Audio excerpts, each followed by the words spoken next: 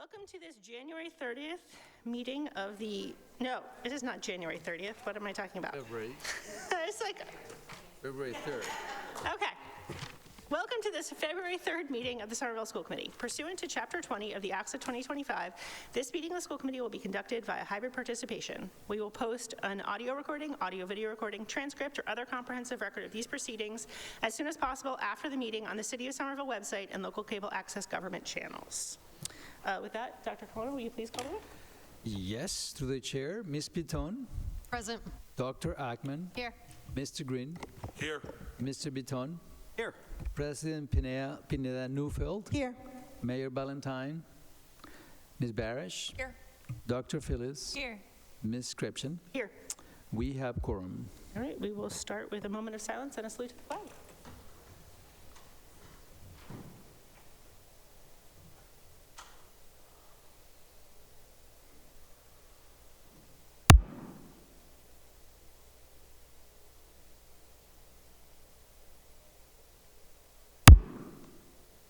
I pledge allegiance to the flag of the United States of America, to the republic for which it stands, one nation, under God, indivisible, with liberty and justice for all. We will now introduce our interpreters. Do we have all of our interpreters here this evening, Crystal? Okay. So Spanish, if you could unmute yourself. Good evening, my name is Viviana O'Toole and I will be your Spanish interpreter for tonight. Buenas noches, mi nombre es Viviana O'Toole y voy a ser su intérprete del día de hoy. Para escuchar esta reunión, por favor haga clic en el globo que se encuentra en la parte inferior de su pantalla y elija la opción español. Gracias. And Portuguese.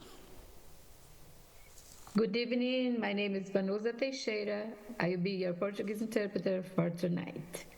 Boa noite, meu nome é Vanusa Teixeira, eu serei sua intérprete de português esta noite.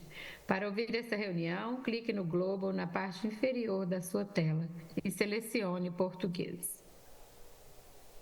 And Haitian Creole. Good evening, everybody. My name is Angie Supri. I'll be your Haitian Creole interpreter for tonight. Bonsoir tout le monde. Nom c'est Angie Supri. Moi c'est interprète créole haïtien pour nous à soir. Si vous besoin de sélectionner créole haïtien, gardez en bas écran, n'apprend un globe, cliquez sur lui, sélectionnez français ou créole haïtien. Merci. Great, thank you. First, we have approval of some minutes. I will entertain a motion.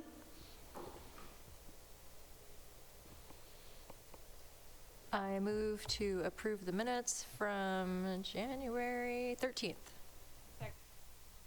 If there is no questions, all in favor? Aye. All opposed?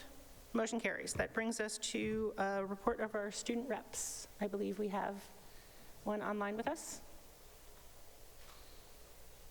Hi everyone, my name is Champa Lenitong. I'm the student committee rep from Somerville High.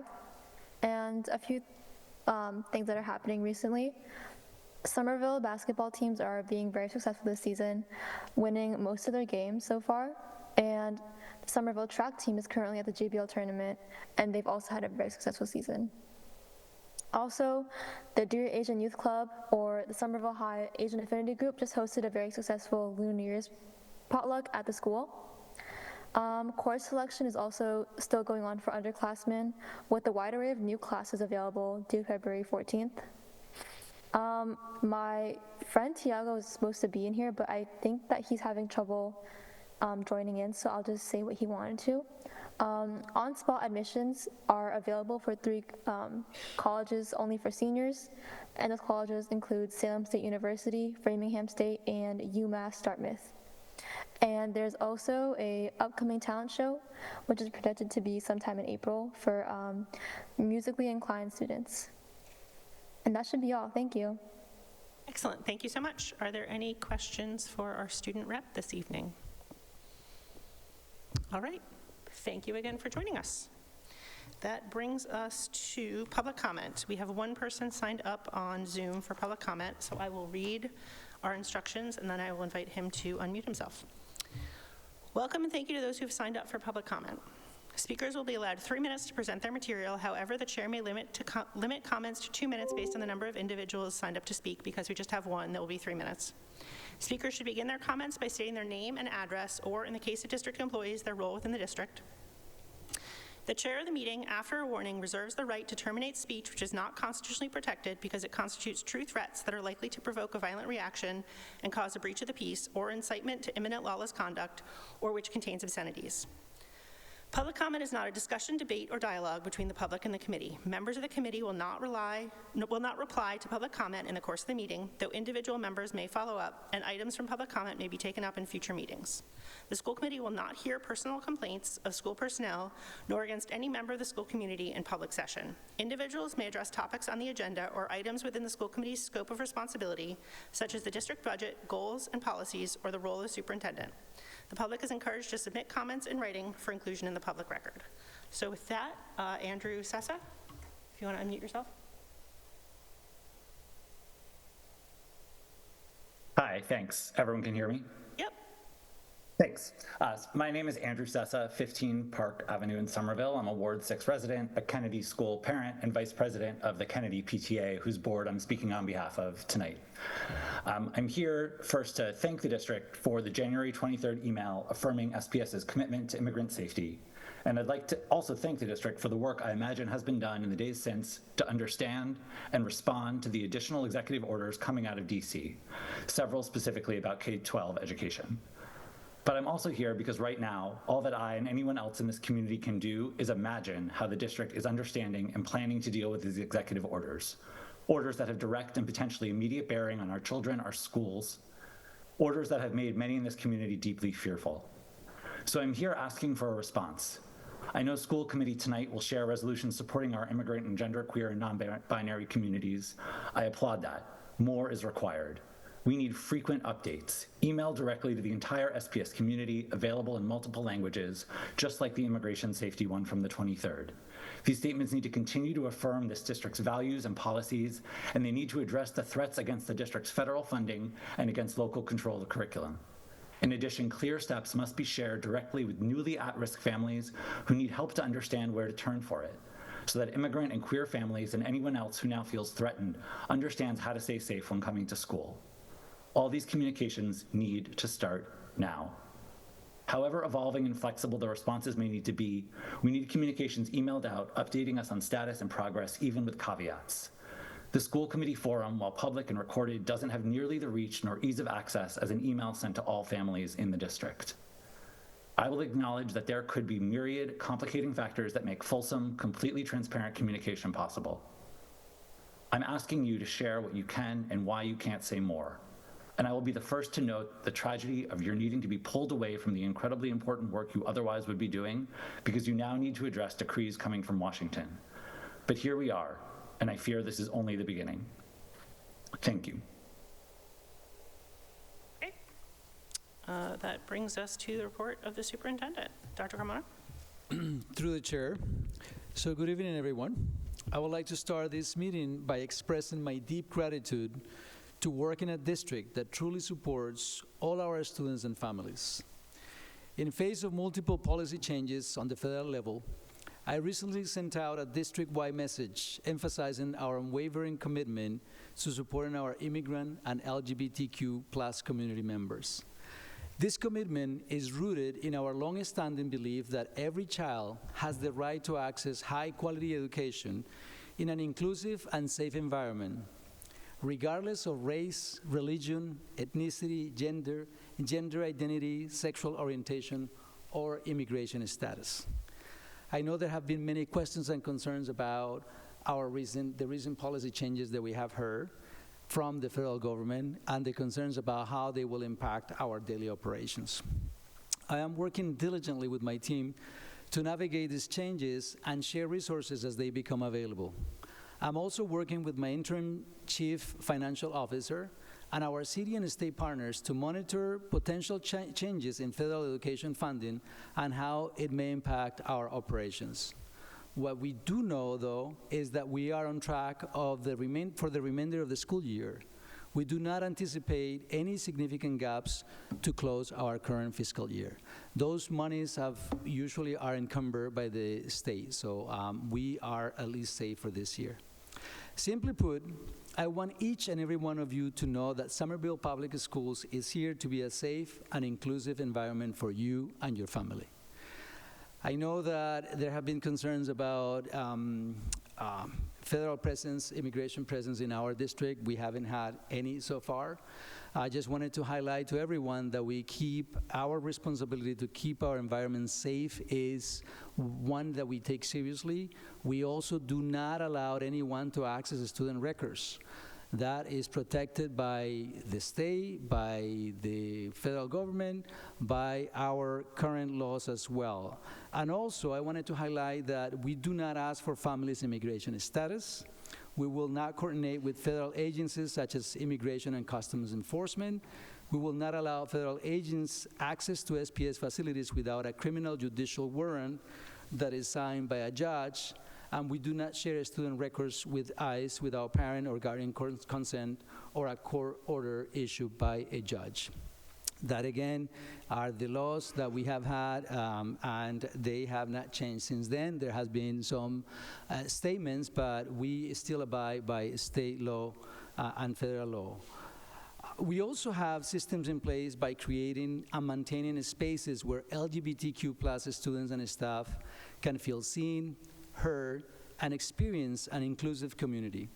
These systems include staff affinity groups, gender and sexual alliance clubs and programs for students, professional development focused on supporting LGBTQ+ students and staff, and much more. Our steadfast commitment to all our students is what defines the fabric of our character and our community. We will continue to advocate, adapt, and ensure that every student in Somerville receives the resources and supports they deserve. If you need support for your family, be sure to reach out to your school-based family liaisons. Our school counselors are also available if your student needs additional social and emotional guidance. Thank you to the school committee, to staff and families, and the community of Somerville for expressing your support for our students. With that, we can go into our agenda for this evening. We have a lot of important information in today's agenda, including our presentation and update from our Somerville High School principal, Alicia Kristen, about the innovative Senior Echo Project. We also have an update from our Director of Skill, Jocelyn Marty. And we have an update from Assistant Superintendent Dr. Boston Davis on the school year calendar, the competency determination for graduations, and school improvement plans. And finally, the city has put together a memo, which is in your packets, to update us on our partnerships to maintain safe and healthy facilities. And there are also, that is outlined in the agreement with the SAU. So, with no further ado,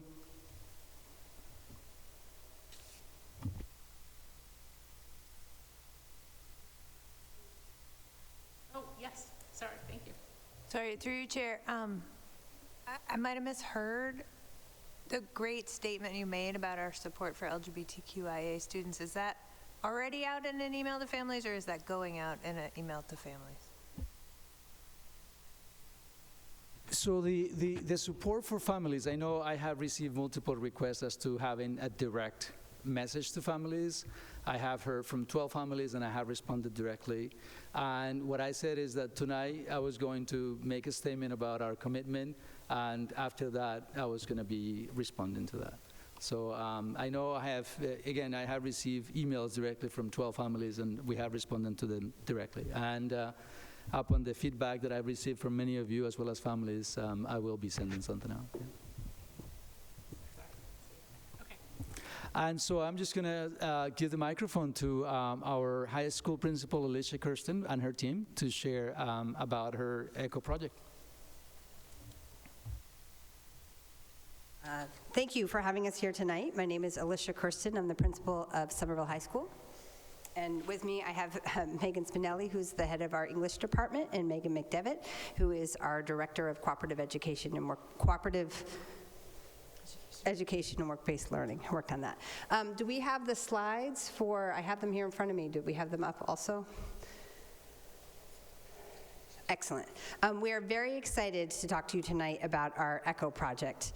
The ECHO project is really what we've been envisioning or trying to get in place for probably the past 10 or 12 years, which is the way for us to have seniors fully realize our vision and our mission.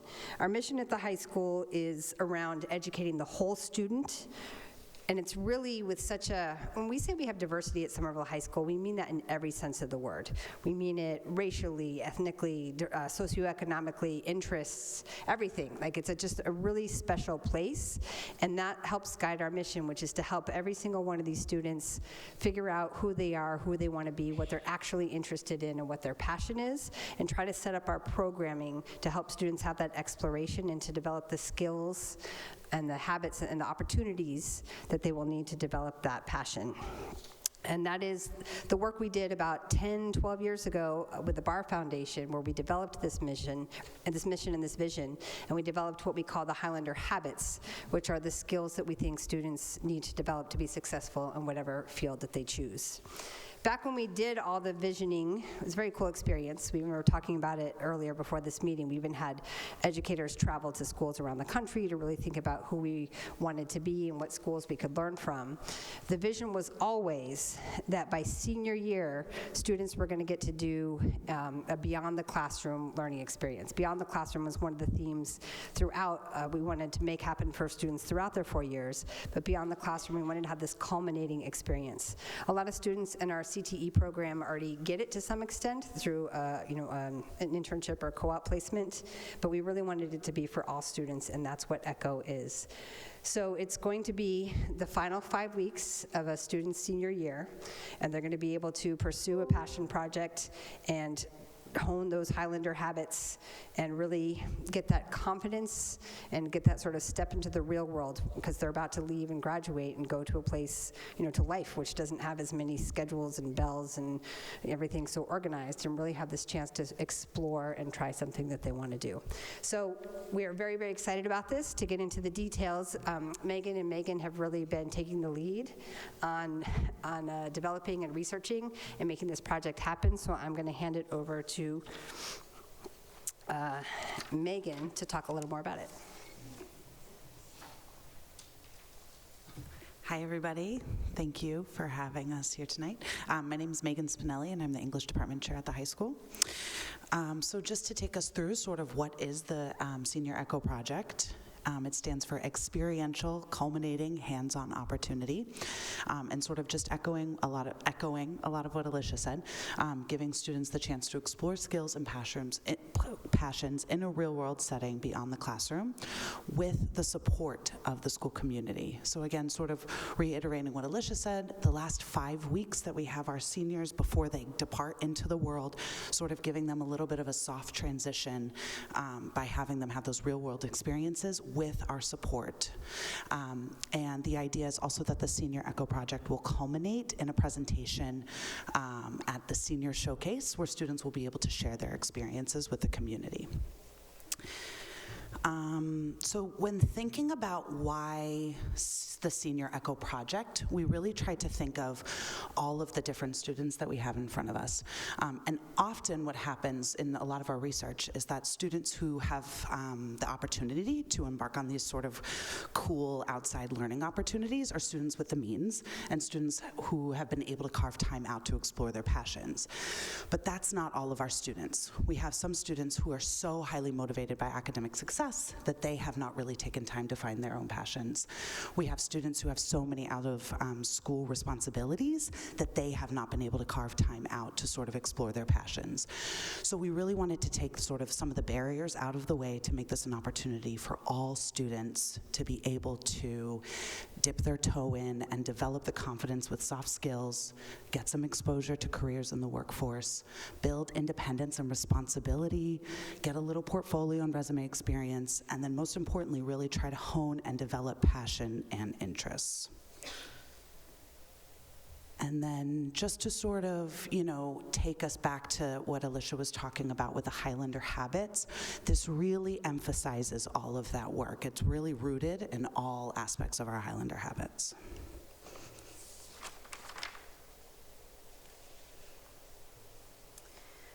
So what are we going to do with ECHO? So ECHO has 4 options that our students will be able to choose from.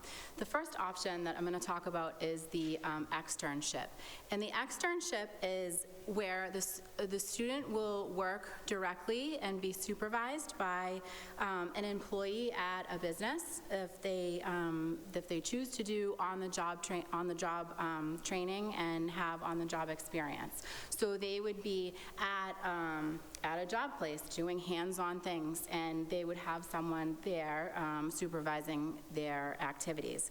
This is something that our CTE students are already doing with co-ops and internships, and we also have our work-based learning program at the high school, where we have roughly 250 students, 300 students already doing this, not for the whole day, but for periods of the day and after school. So this is a very easy transition. The externship is a very easy transition for us and for our students to go into. We also have an independent project. I like to call this like the passion project. So the students, they are going to get to look into their passions, see what they like, come up with some sort of project that will translate into something tangible that they'll be able to produce and that we will be able to see. For instance, if they like art, they could create a mural at school, or somewhere in Somerville, they could create an outdoor classroom. Building with chairs and wood, and they can build it themselves. They can do some sort of athletic performance. Maybe their goal or their dream has always been to run a marathon, and they're going to research it, and they're going to look and see what's involved in it, and they're going to be able to present it to us after these 5 weeks are up. Another option for ECHO is volunteer. Our students would be able to do community service or volunteer. There are many places around, just in Somerville alone, but in the surrounding towns also, that have volunteer opportunities that our students would be able to go and volunteer for something that they are passionate about or believe in. They could do Special Olympics. They could do Habitat for Humanity. There are so many things that are out there that they'd be able to do. And the fourth option is a college course, working with our College and Career Readiness Department and taking a college course for their ECHO experience and option. We can go to the next slide, please.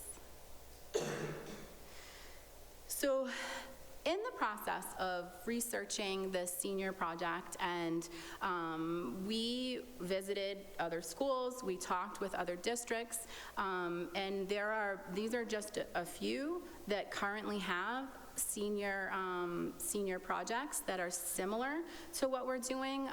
And one thing we did realize when we went to these places is that the students love talking about them, the staff loves talking about them, and the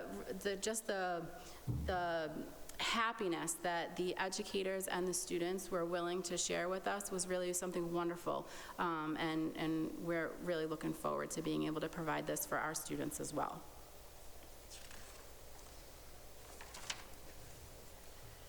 So our process of building out what this is exactly going to look like, I have to tell you, a lot of us at the school have been thinking about this for 10 years. We built up to the point, we'd done all the baby steps, the visioning, and right before COVID hit, we got to the point where every senior was doing a capstone project through their English class. We had an exhibition over there in those modular classrooms, some very fond memories, and everything that Megan just said is true. The kids, it was a smaller scale than an ECHO project, but the students spoke so passionately and so excitedly about the project they had chosen. And the natural next step was ECHO. Well then, COVID hit. And so we were excited to be able to put it in place and pick up where we left off. But of course, not everybody in the community or this group of students had been with us along that journey and needed a little more information. So even though we gave an October presentation to students in their X block of what all the course proposals were, we had focus groups, we presented to the School Improvement Council, when this rolled out in the program of studies this year, a lot of people were taken by surprise. So we sort of slowed down. Megan and Megan are actually going to all the English classes over the next couple of weeks to do a brief presentation to the juniors, invite them to learn more. And we're also going to slow it down. Next year, we're going to bring back that really exciting capstone project that's done in class. No matter what level English you're in, you're doing your capstone project in your English class, and then you can opt in, you can apply for an ECHO project. So we were all excited to jump all in for ECHO, but clearly we got to bring the community along and also just make sure all of our systems are in place to really launch it for every student. So and as we build this out, as we said, we know how to do this capstone project. So every senior will do the capstone project, their English class, and then students will opt into the ECHO project for our first year, and then we'll be able to build out from there. And as we do that, we will continue to collect feedback from students, from community members, and from staff to make sure we make adjustments and make it work for everybody. It's me or you? This one? This one's me. Okay. You covered a lot of it. No, that's great. So just to sort of go back a little bit to the pilot year, so as Alicia said, we're going to bring back the English capstone model as a little bit of a segue, and then the idea is that students can choose to apply for an ECHO project as their capstone project. So everybody will be doing the capstone, but students who are interested in applying for the ECHO specifically, they will have the option to do that. And then because it'll be more of a pilot, that means that Megan and I will be supporting the students who do end up taking on the ECHO project. So the components of the ECHO project, so what will the students have to do besides find their passion and show us what their passion is? So there's an application process. So each student that elects in to participate in this will have to we will have to fill out an application. They will need to be on track for graduation. A secure placement will, or project will need to be established. And the students, as Megan said, will have our support, and we will help the students navigate the process of securing placement and creating their project. We want this to be really student-driven, but we are here to support the process and help the navigation. Students will have to do weekly timesheets and journals so that we can see the hours that are being put in, and journaling with the assignments that we're given so we can see what the students are doing during their time at ECHO. There'll be advisor meetings that for next year, the students will be meeting with Megan and I to talk through what's going on, what they're doing, how their exhibition project is coming for the end, and what they're doing every day. And then the ECHO Showcase, that's the exhibition at the end. So this is like a really exciting part of the ECHO project. This is where they get to show us what they're doing. So at the end of the 5 weeks, all students will come in, and the high school will be, open up for the students to showcase. Students, families will be able to come in and see the projects and see the pride that the students are taking in their projects, and be able to show what they've been doing for the last 5 weeks.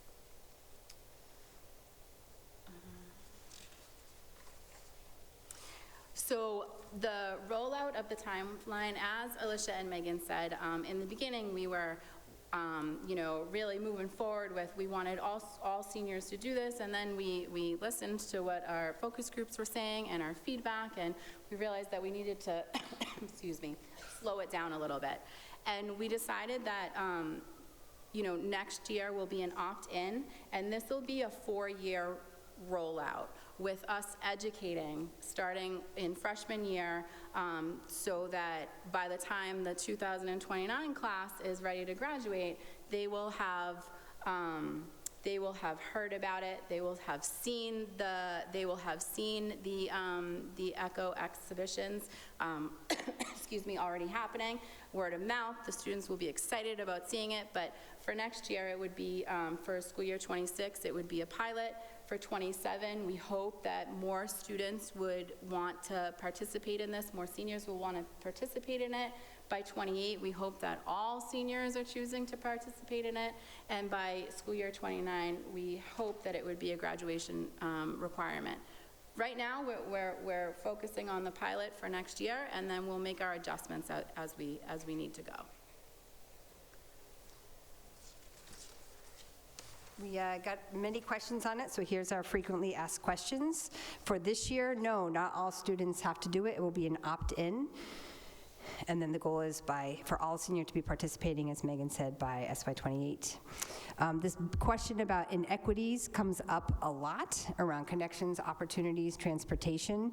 One thing that Megan Spinelli said at the beginning is this actually, in a way, does address inequity of opportunities because it's helping provide all students, not just some student with the opportunity.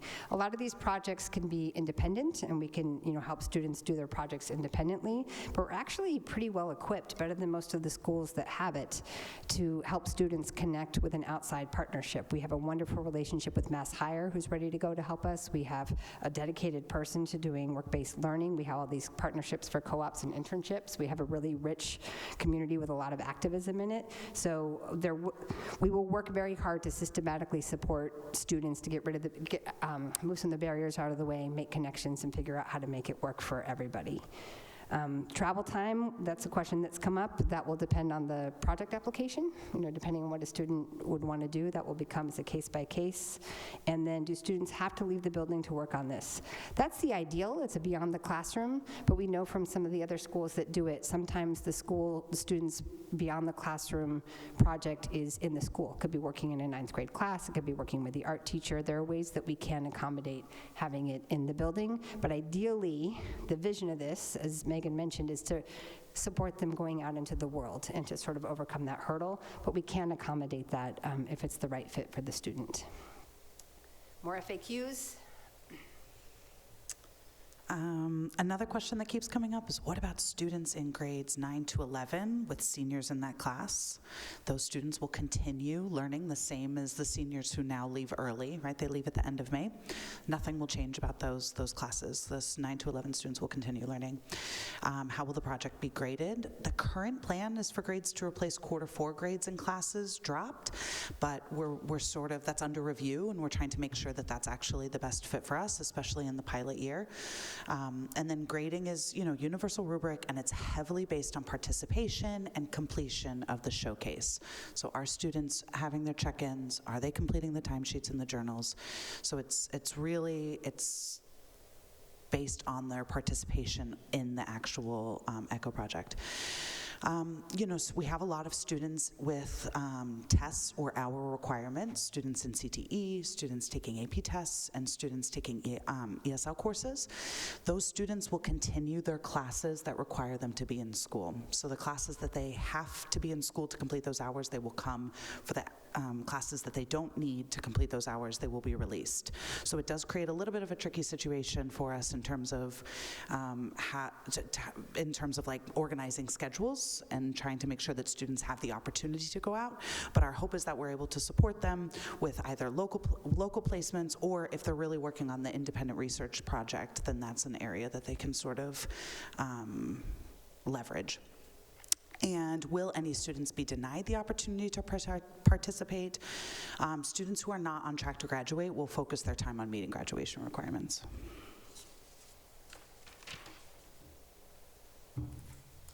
And a question that came up is, how will placements be vetted? And we already have placements in place for vetting sites for our co-op, our internships, our job shadowing, and we'll be refining agreements for vetting for ECHO. How will the school support connecting students with opportunities? So we plan to, help the students trained, help them train to participate, excuse me, in soft skills and phone calls and communication. We want this to really be student-driven, but as I said before, we will be here to help our students navigate the process. And we have our partnerships with Mass Hire, we have a job coach that's here at the high school every week and is very excited about the project and eager to start working with our students about it. And we also have college and career with Melanie Kessler. And then how will the college course option work? So the college, we have, as I just said, college and career readiness. They're working on offering mini, let me see if I can get this word right, mini masters at local colleges. And students that are interested in other advanced courses will have the opportunity to be approved for it. That's the presentation. There's our emails there if anyone has any questions, but we figured you all would probably have some questions as well. Great, thank you so much. All right, I will start with Mr. Green, and then Mr. Tone, and then Ms. Barish. Mr. Green? And Laura. Thank you for this, first of all. It's clear you put a lot of thought into it, which is going to be important going forward. Because I think I want to start with the end in mind here. If this is going to become, if the plan here is for this to be a graduation requirement come SY29, at some point, that's going to have to come to school committee for a vote, just like we have to vote tonight around the proposed competency measures for this year. When that happens, it's going to require just a simply stunning amount of detail about a lot of the niggly edge cases that will come up over the next couple of years. And I say this because I don't want that to be a surprise to anyone 3 years from now. I think taking time to pilot and experiment and run into some of those edge cases is going to be absolutely necessary and appropriate. So this is me saying, for the benefit of whoever happens to be around this horseshoe come 2028, that like every time you run into one of those, that is a case, to document it, because when I look at this, I'm very excited at what could be and terrified of what might not be if we're not careful. And all places where there are places where like enterprising students could exploit loopholes, et cetera. So I say that as one of those kids who would have done just that. So that's to say like, I look forward to seeing how this plays out, especially in the pilot year, document all the weird stuff that happens so that when 2028, hopefully, it's going to be an easy and clean vote. And we wouldn't put it forward for a graduation requirement unless we're sure we have all systems working and we have, for every student to have access to it and have it working for every student. We're not going to put a requirement in place that's an impossibility or a huge barrier for students. And hopefully, I think the vision that was laid out is this idea if we wait for 4 years, then next year's ninth graders will be seeing it for 3 years and we'll have an idea of what to do and have been thinking about it, not just in their senior year. So, but we wouldn't put anything forward for a graduation requirement unless it's something we were sure all kids could access and we could support them through. But thank you for that. Mr. Vito? Thank you, Chair, through you. And to my colleague, Mr. Green's point, I also was an enterprising student at one point and found loopholes for what was a very well-intentioned program at my school. So I certainly think that that's a consideration. I am so excited about the idea of having students explore the spark that gives them, right, the reason that they're in school every day, and having them identify it themselves. I think it's wonderful. I'll just start with one question, and that is, because you have, as a school, experience with the capstone model, what did you learn in the prior implementation of that gives you confidence, that gives you pause about the path forward? I guess I'm asking, what did you learn and how does it direct you forward? I think, thank you for your question. I think one thing that has really come up, I was actually looking at some old capstones today, sort of in preparation for maybe a question like this. And I think one of the biggest things that comes up is really supporting those students who do struggle in finding what it is they want to do. So I think a lot of that happens on the front end of in both the English classes, but also just setting this project up in general. And, you know, we've certainly talked about maybe not just starting in the senior year, but really trying to backtrack it a little bit and starting some of those experiences that to prepare students for it a little bit early. And hopefully by the time they do get to it, we've sort of cut down on some of that, you know, waffling of, I really don't know where to start, or I really don't know what to do, and then sort of, I think what we've learned is students are going to get out of this experience what they put into it. So setting students up to sort of get the most out of the experience possible. Can I add one thing to that? Don't underestimate, this is the thing that blew me away, and it's whenever a class does it, the power of the exhibition. So we did it, you know, the senior exhibition, but I've seen us do it with the sophomore, the 10th grade civics projects, or I've seen another couple classes where they have the exhibition where you have to present and people from the outside are coming in. And so even those students, because I think that's the thing, getting them to pick something and figure out what it is, when you know that you're standing up and people are going to come talk to you about it, it's an incredible motivator. And I think that's one of the things that really stuck out to me when we were visiting the senior, I wasn't in the English department, but the staff all went in and served as the audience, is that even that kid that may have been finding the loopholes or doing, you know, different ways about it, you're going to stand up there and you're going to present your project to adults and people in the community.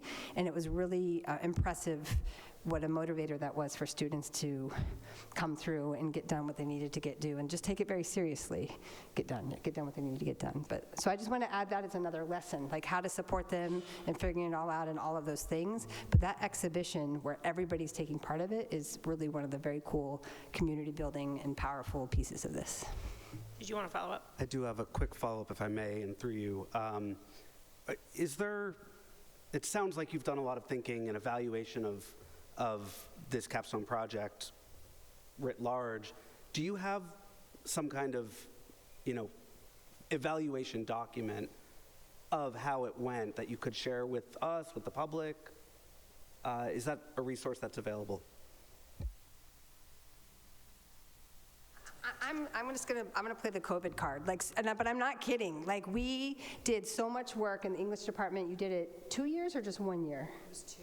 2 years, and we were trying to do like we had a sophomore piece as well with the 10th graders for social studies, and all of that just got, a couple years after COVID, where, how to test kids, and I don't know, how to get them in school, how to get them to talk to each other. So I don't think we have that document you're thinking of, or that reflection period. Everything just got blown up in those couple of years.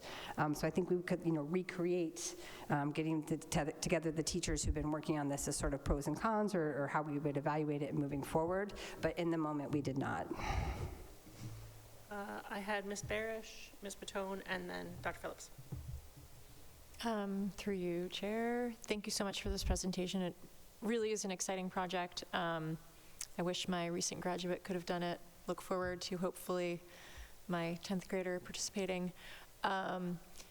Could you just share a little bit of the, just the basics? It's going to be 5 weeks long and it's going to be 30 hours, but it starts, graduation date is still going to be the first week of June. We're not saying they're not going to go to school till when everyone else gets out of school, and this is going to be 2 weeks. I just want to understand what the timing of it is, and with AP exams and all of that. I can let them speak more to the logistics, but the proposals are all happening before the 5 weeks. The whole thing isn't jammed into 5 weeks. And we're even thinking, we got some really good advice from some folks who've worked with this before, and folks on the School Improvement Council. The planning might even start junior year. So your 5 weeks isn't jamming it all in. You have planned what those 5 weeks are going to be before you get that sort of, I think of it as freedom. You can't do all these things that you might want to do because you're in school or you're working or you're doing all this. We're giving you freedom to go a little deeper, but you're not planning it in those 5 weeks. Mm-hmm. You're planning it, ahead of time, and then the 5 weeks is the experience. And so some of the pre-work will have been already done. You just get that freedom. But the final day for seniors would be the same final day that it is now. I think that was part of Ms. Barrett. Yes, and those final days, honestly, will be exhibition days. They're going to be a really cool rite of passage that you go through in those last couple days of school, where you're sharing your exhibition with the school committee, with young families, with underclassmen, things like that. Does that help with the visioning? Yes, it does help. I'm trying to envision how, I mean, you talked about it a bit, that, students who are in AP classes who need to keep going because they haven't had their exam yet, will keep going to those classes, for example. So what I'm imagining is, a kid has a couple AP classes, so the other hours of the day when they would be in English, in a non-AP English class, or maybe in orchestra, or in health or PE, they would be participating in this ECHO project that they have devised.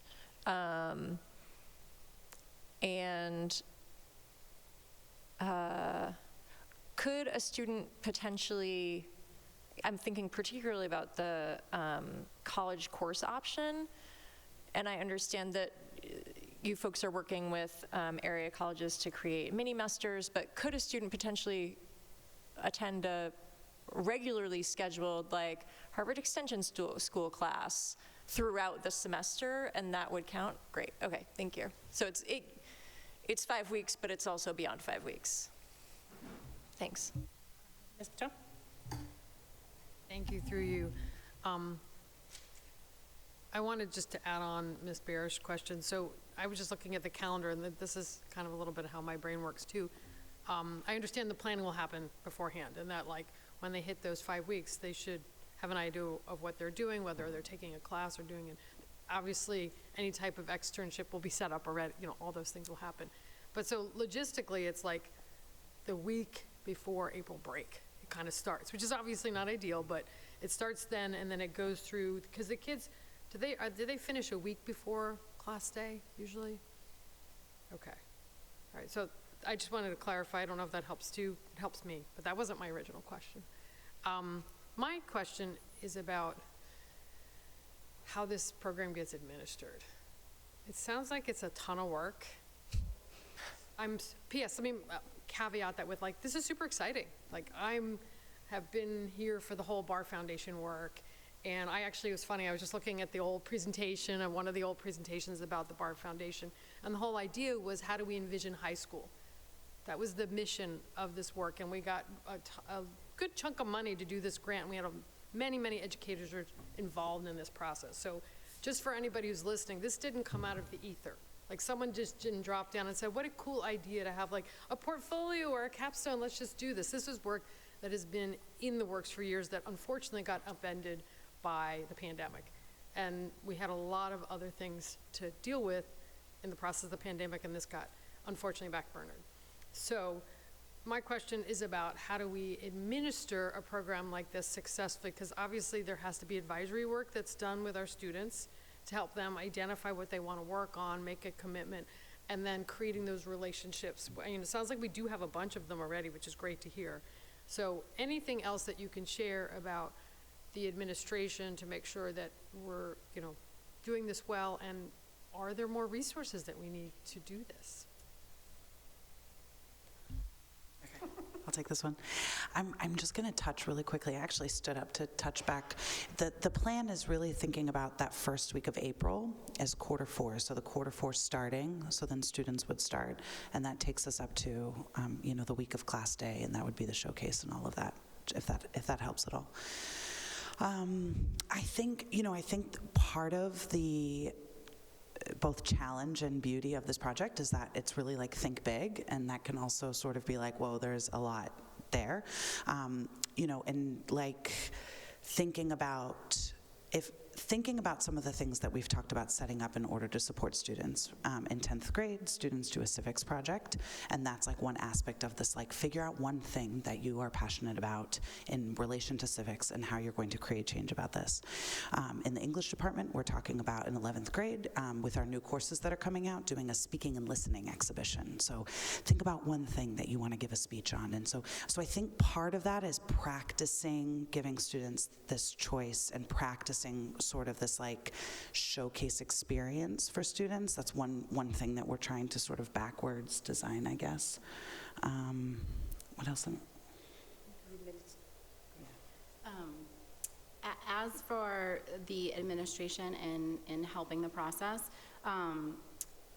to start off with the pilot year, as we said, Meg and I will be very much involved in it, and as this grows, we hope to as this grows with more students being involved in it, we hope to incorporate other staff in the building as well over time. One of the reasons we want it to be all seniors is because if it's all seniors, then we have all senior teachers to be the administrators and the coaches for the project. If you let students opt into it, then you have senior teachers who are teaching their classes and administering projects. So it's actually part of the logistical vision is it's actually, it might not seem like it because there'll be a bigger volume, but in terms of our personnel and who can support it, it will actually be easier for us to do if we have all teachers of seniors. That's what they would do with their time when they were teaching senior classes. So, but we don't disagree with you. When we were presenting this to students and they were asking us the exact details of how it worked, we don't have those. We're not standing up here with the details that Andre mentioned, but we will before we made this, anything like a requirement or a graduation requirement. We have the big picture vision, and Laura, I'm glad you said that because this has been the vision for 10 years, taking learning beyond the classroom and letting students explore. And it resonates with me personally. I was a very good student, but I had no idea what I liked or what I was actually interested or anything like that, right? And so this is really designed, this mission is designed to help students really figure out who they are, what they want to do, and get them really equipped to do that. And yes, we have a lot of logistics to work out, but I don't know if you could tell just listening to both Megan Spinelli and Megan McDevitt, like this is the team to do it, and I'm 100% confident that we'll get it worked out to set up a good system to support all of our students.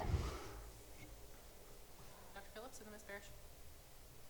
Thanks, through you.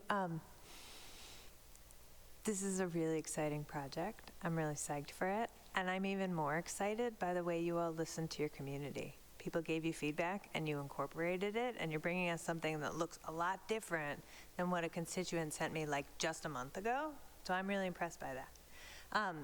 My colleagues asked most of the questions that I had, but just following up on the course option, if I'm hearing you right, what I'm hearing is that a student enrolled in our current dual enrollment programs, where you're taking a college-level course during the semester at Somerville High, would count for your ECHO project. And the second question I have is, sounds to me like the college options or the mini-mesters would be very much the same, even if you're going somewhere. Colleges aren't teaching anything really during that time that you could just pop into, so you'd be with other Somerville students? What am I missing? Help me here. So for the mini-mesters, one thing that we're trying to do next year is we work on a partnership with Bunker Hill Community College. So students taking our American Academic English class would get, essentially, it's an aligned course. So if they went to Bunker Hill, then they would be getting credit at Bunker Hill. Only if they go to Bunker Hill. They would be getting credit. They wouldn't have to take that class. And so one option that we're exploring with Bunker Hill, and we're also exploring something with Middlesex, is that like an extension, the next thing, which would be the mini-masters. So it would be, hopefully we'd be able to get students to the campus, but it would be with other Somerville students. They don't sometimes, like Middlesex does offer, it really just sort of, it's a lot of logistical things. Like Middlesex does offer things, mini-masters, they're the ones who sort of brought this idea to us. However, would it be a variety of students or would it be Somerville students? It sort of is still working its way out. I think for the dual enrollment question, I don't know if we've necessarily envisioned it as like students who are dually enrolled getting credit on both ends, or students who are maybe like exploring a class or taking a class that's maybe not necessarily for high school credit, but that would be sort of for the ECHO. Does that answer the questions? Okay. Yeah, or again, we're excited to see what the students have to say, because I can imagine if you're taking a full load of courses at Somerville High School and a college course, your ECHO might be, hey, I want to be released from these classes here so that I can do this extra thing to go along with my class. We've got to listen to the students. It couldn't just be maintaining what you've been doing, but sort of being, I want to be released from this classwork so I can dive deeper and do this or add this on. And that's what the application, they didn't get into all the details, but there's a whole application, and it doesn't mean that you're going to get denied, but the application is where the students have to really plan what they're going to do with those and account for those hours and that extra learning. Yeah, we don't have to reinvent the wheel on this. You saw those other schools doing that. And Megan went to Tewksbury. Where else did you go? Brooklyn. We had many conversations Yeah. with several. We are not making this up. We're taking what other schools are doing and adapting it for our needs.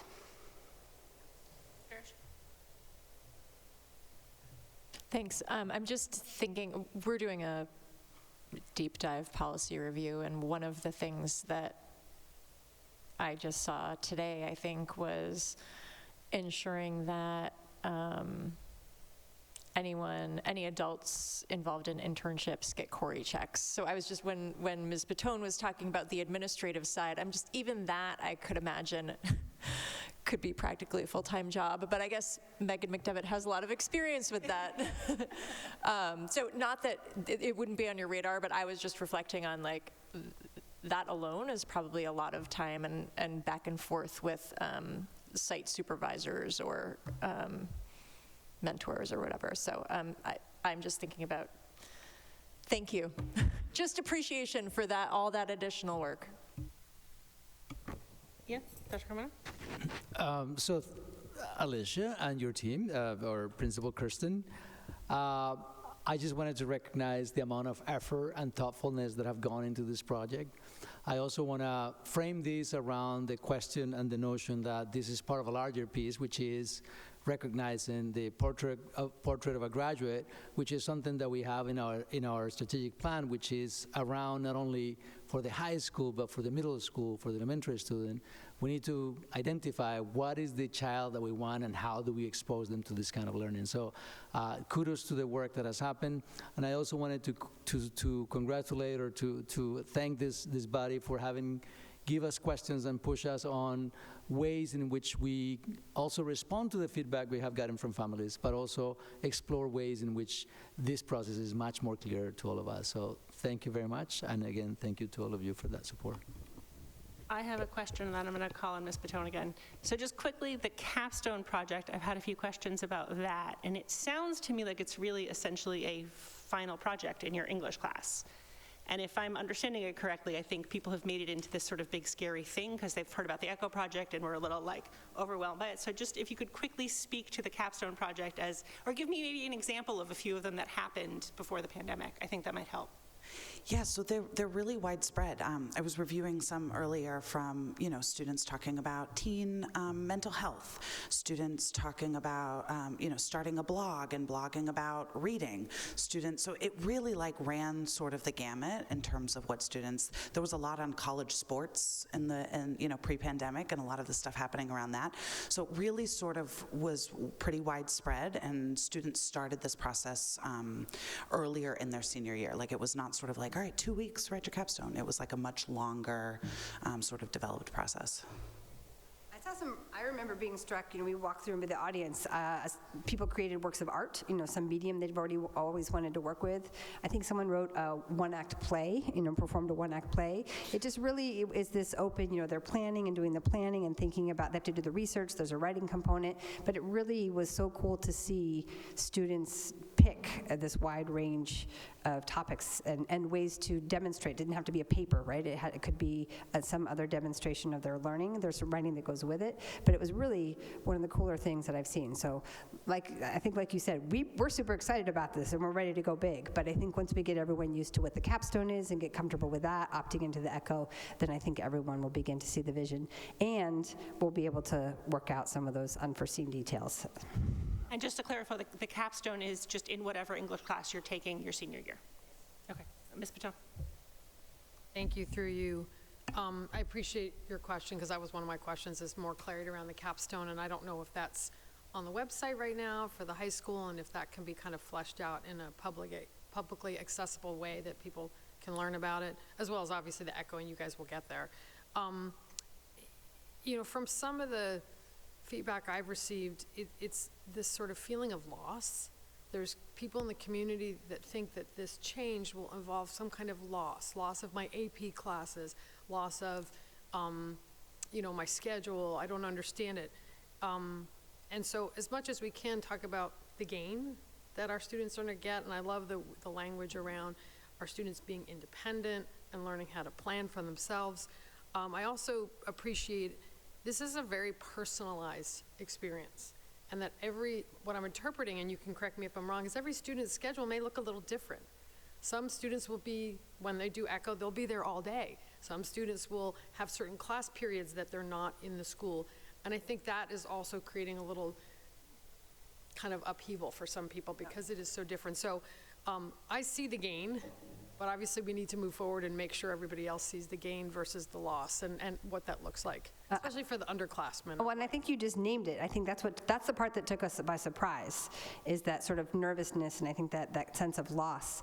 I think the other thing that we've been talking about this, and it's not true for everybody, but anybody who's been in a school or who has had a student graduate from school, the seniors in their last quarter are very different and experience school very differently than the rest of the time. And I think that's part of what's going on too, is that as a student, you only experience that once, right? So it's hard to imagine how you're gonna be feeling about school and experiencing classes at the end there. Our assumption, and we'll change it if it's wrong, is that students are gonna be ready to leave and go do a project and go do their thing in a way that right now as a junior might feel very scary or bring on that sense of loss. But as second semester senior is not all, but typically having a very different attitude about that. So that is, if we're wrong, we'll adjust, but that is one of the assumptions that we're basing it on. Dr. Ackman, and then Mr. Green, and then Mr. Buton. Thank you. Through the chair, I want to echo my colleagues' excitement about this, and thank you for the great work. I appreciate you naming the final quarter senior experience, and I will own that like, as someone who many years ago was a final quarter senior in a large urban high school, I was curious how many kids will actually engage on this, but you've had experience, and it seems like I'm excited to learn. I don't know how to phrase this question, so I'm going to give it, and I don't know if it's food for thought or a question, but with the ending of MCAS as a graduation requirement, does that shift, shape, influence this? I guess part of it is like, I'm also wondering, I appreciate doing it at the end of schooling, but I also wonder, I want kids to sort of discover who they are ideally earlier and then be able to focus a little bit on that later on. And so while I hear that especially students starting next year at the high school are going to have time to think and plan and hopefully have this by the 28-29 school year, which is numbers that are hard to comprehend. But, I'm just, in short, I look forward to hearing about it, but I'm curious if MCAS as a graduation requirement, I guess, it has any impact on this at all. And if the answer is simply no, that's fine. I mean, this was part of the vision pre-MCAS, and I actually think that Bar Foundation work was seen as a counterbalance to what requirements for MCAS required us to do with our curriculum and the way we taught.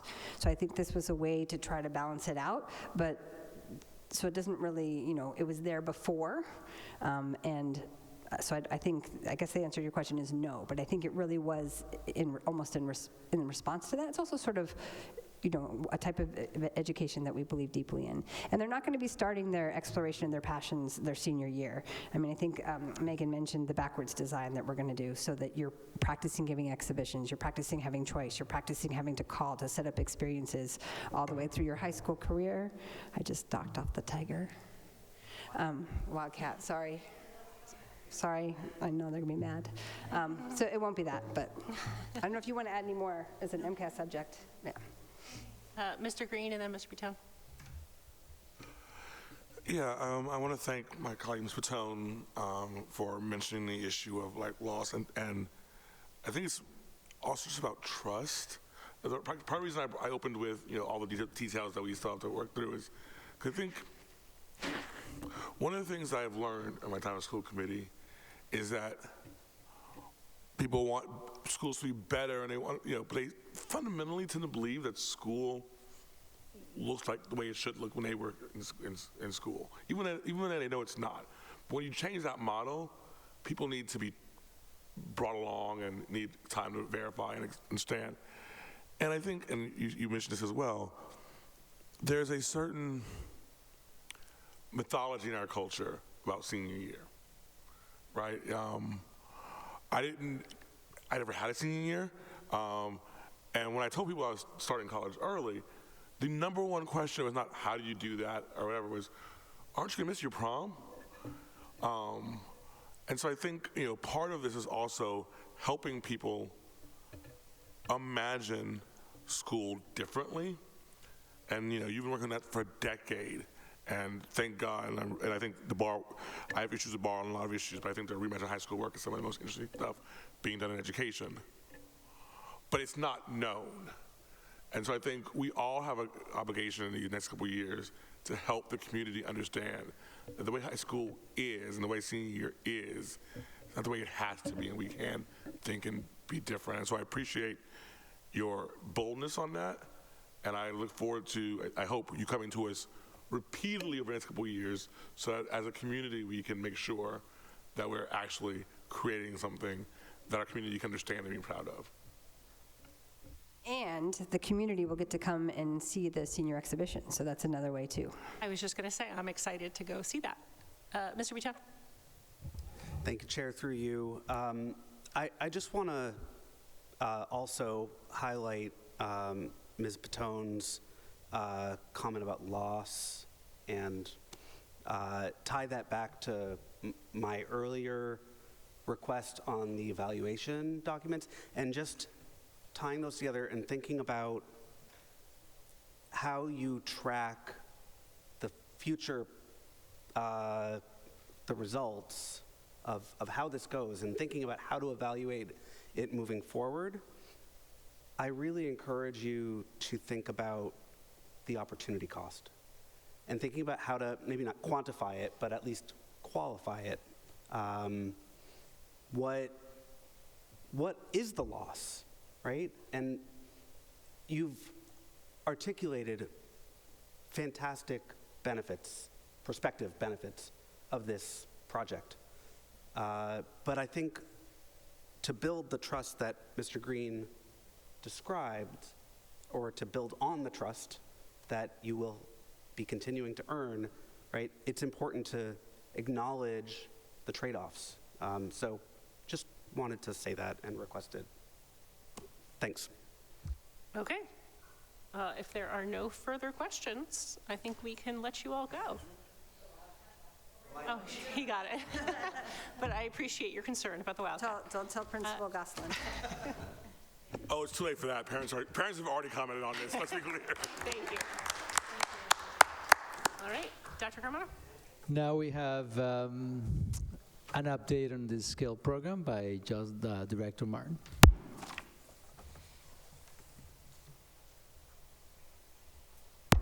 Good evening, everyone. Thank you for inviting me tonight to present on SCALE, what are some of the new things that are happening, as well as giving you an update on our regular programming. So if we start with the next slide. I wanted to share what are our current programming and give you an update on the data. So if you're looking at our first one, which is our high school equivalency, in 2023, we enrolled for the entire year about 128 students. And then last year, my first year SCALE, that went up to about 148. And this year now we have 185. So it's really, the numbers are unbelievable. And most importantly, a lot of those students that are enrolling are younger and younger. So we're getting a lot of referrals from different high schools and even young people who have dropped out are hearing about SCALE, not coming in. So I know in a way that can be perceived as negative, but for me, I see it as a positive, because in the past, in my experience working in adult education, we see those children, or those youth later on, like in their 30s and 40s, when they realize, oh, I dropped out of high school, went to work, and didn't really, get my high school equivalency diploma, and now I find myself needing it. So I rather have them come now than for us to lose them and have them come back later. So we are currently have, I would say, over 60 young people between 18 to 24 in our program, and the majority of them are in a high school equivalency program. And we have so far already 17 graduates, which is a lot higher than the previous years at scale. So we're very proud of that. And we also were able to add this year the Spanish HSC in the morning. Last year we started it in the evening, but we saw the big need for the morning as well. And right now we have about 15 young people in the program in the morning. In our ELL program, which tends to be the most popular one, in 2023, we had about 209, and then my first year scale, it went up to 254, and right now we have over 285 students. And our current wait list is about 600 students. And out of that, half of that are Somerville residents, just so you have an idea what we're facing. You know, we're getting inquiry forms daily, you know, coming in, and people very interested in coming for ESOL classes, and it's really hard to turn them away and tell them we have a wait list. You know, and they ask, sometimes it can take a year or two before they can get into classes. But we have added more classes and be able to kind of tap into the wait list and help some of those folks. But unfortunately, you know, right now we don't have the resources to bring everybody on board. And then, as you know, last year we started the paraeducator training program, and we had 17 graduates in our first cohort. Well, I'm proud to say we just graduated 19 in our second cohort. 19 started and 19 completed it. We did not lose one person. It was a very intense 20-week program. 23 hours a week, 9 to 1:30, and so most of them already took the para-pro test and passed. So right now we're hoping to get them some jobs in the district. They're applying for open positions, including like building substitute, you know, to get the foot in the door. And we started our second cohort right away. So we had like a week off and we started. And our second cohort, we have 12 students right now. Okay, can you? Next, thanks. The new programming as well this year, and I mentioned it, I think, when I was here a couple of months ago with Jim from the CT department, is what we call in the contextualized ESOL with workforce, right? So the first class we started about a month and a half ago was the early childhood with contextualized ESOL. We're holding that class at the high school. We're actually using the early childhood classroom that they use during the day. And we have about 15 students there. And the goal is that they are learning, improving their English skills using the early childhood education terminology and vocabulary. And next month, they're gonna start taking a child growth and development class, a college class that they will have access to for free, which is the required course for them to start the process to get an assistant teacher certification in Massachusetts. And then they're also going to do an internship as part of the program, and they'll be finishing in June. And obviously our goal is to get them into jobs as well. There's a lot of needs in early childhood education centers in Somerville, so our hope is that we can address those needs with our work with our students. And the other one that we just started tonight, I'm very happy to say, is the ESOL with CNA training. And that one is also at the high school. We were able to recruit the 2 CNA teachers that teach during the day. They're gonna work with our students at night. And we also have an ESOL teacher who's doing contextualized work with the students. Because again, these are early childhood English language learner students at different ranges of English skills.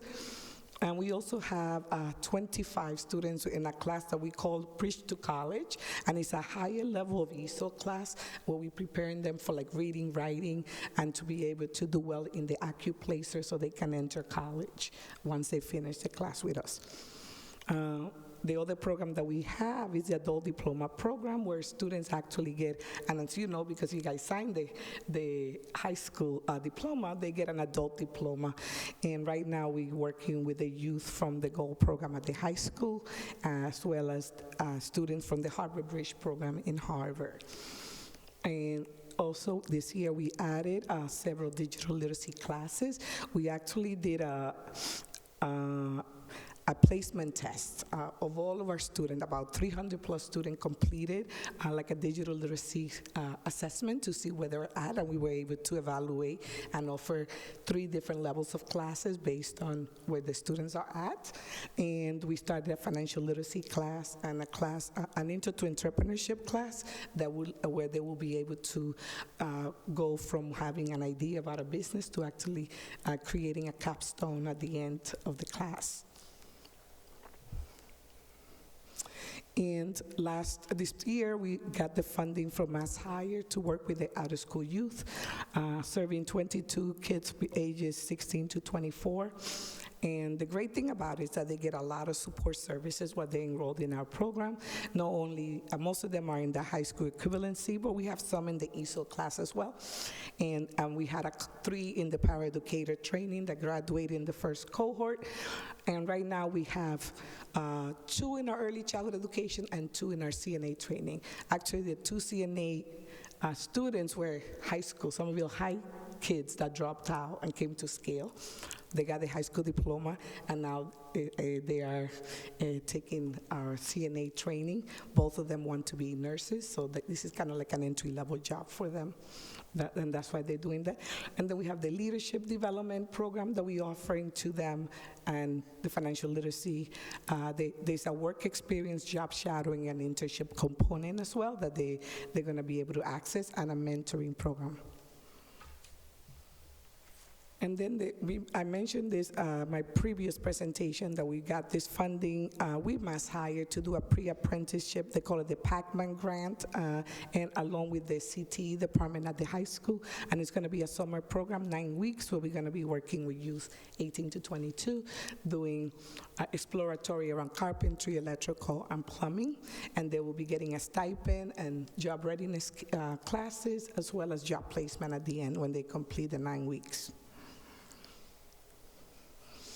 And in progress, I mentioned this earlier, we had applied with Mass Hire and the CTE for an EPA grant. As we know, with the situation with the administration, I don't know if that's going to happen. So Mass Hire reached out to us and asked us to participate in the Mass Clean Energy Workforce Grant that just came out, and we just submitted that this week. So in the event that we don't get the EPA grant, at least be able to serve some of those people through the Mass C Clean Energy Program. And also we are waiting for the Workforce Competitive Grant that we apply for to offer facilities, maintenance, and hotel engineering as a training at night.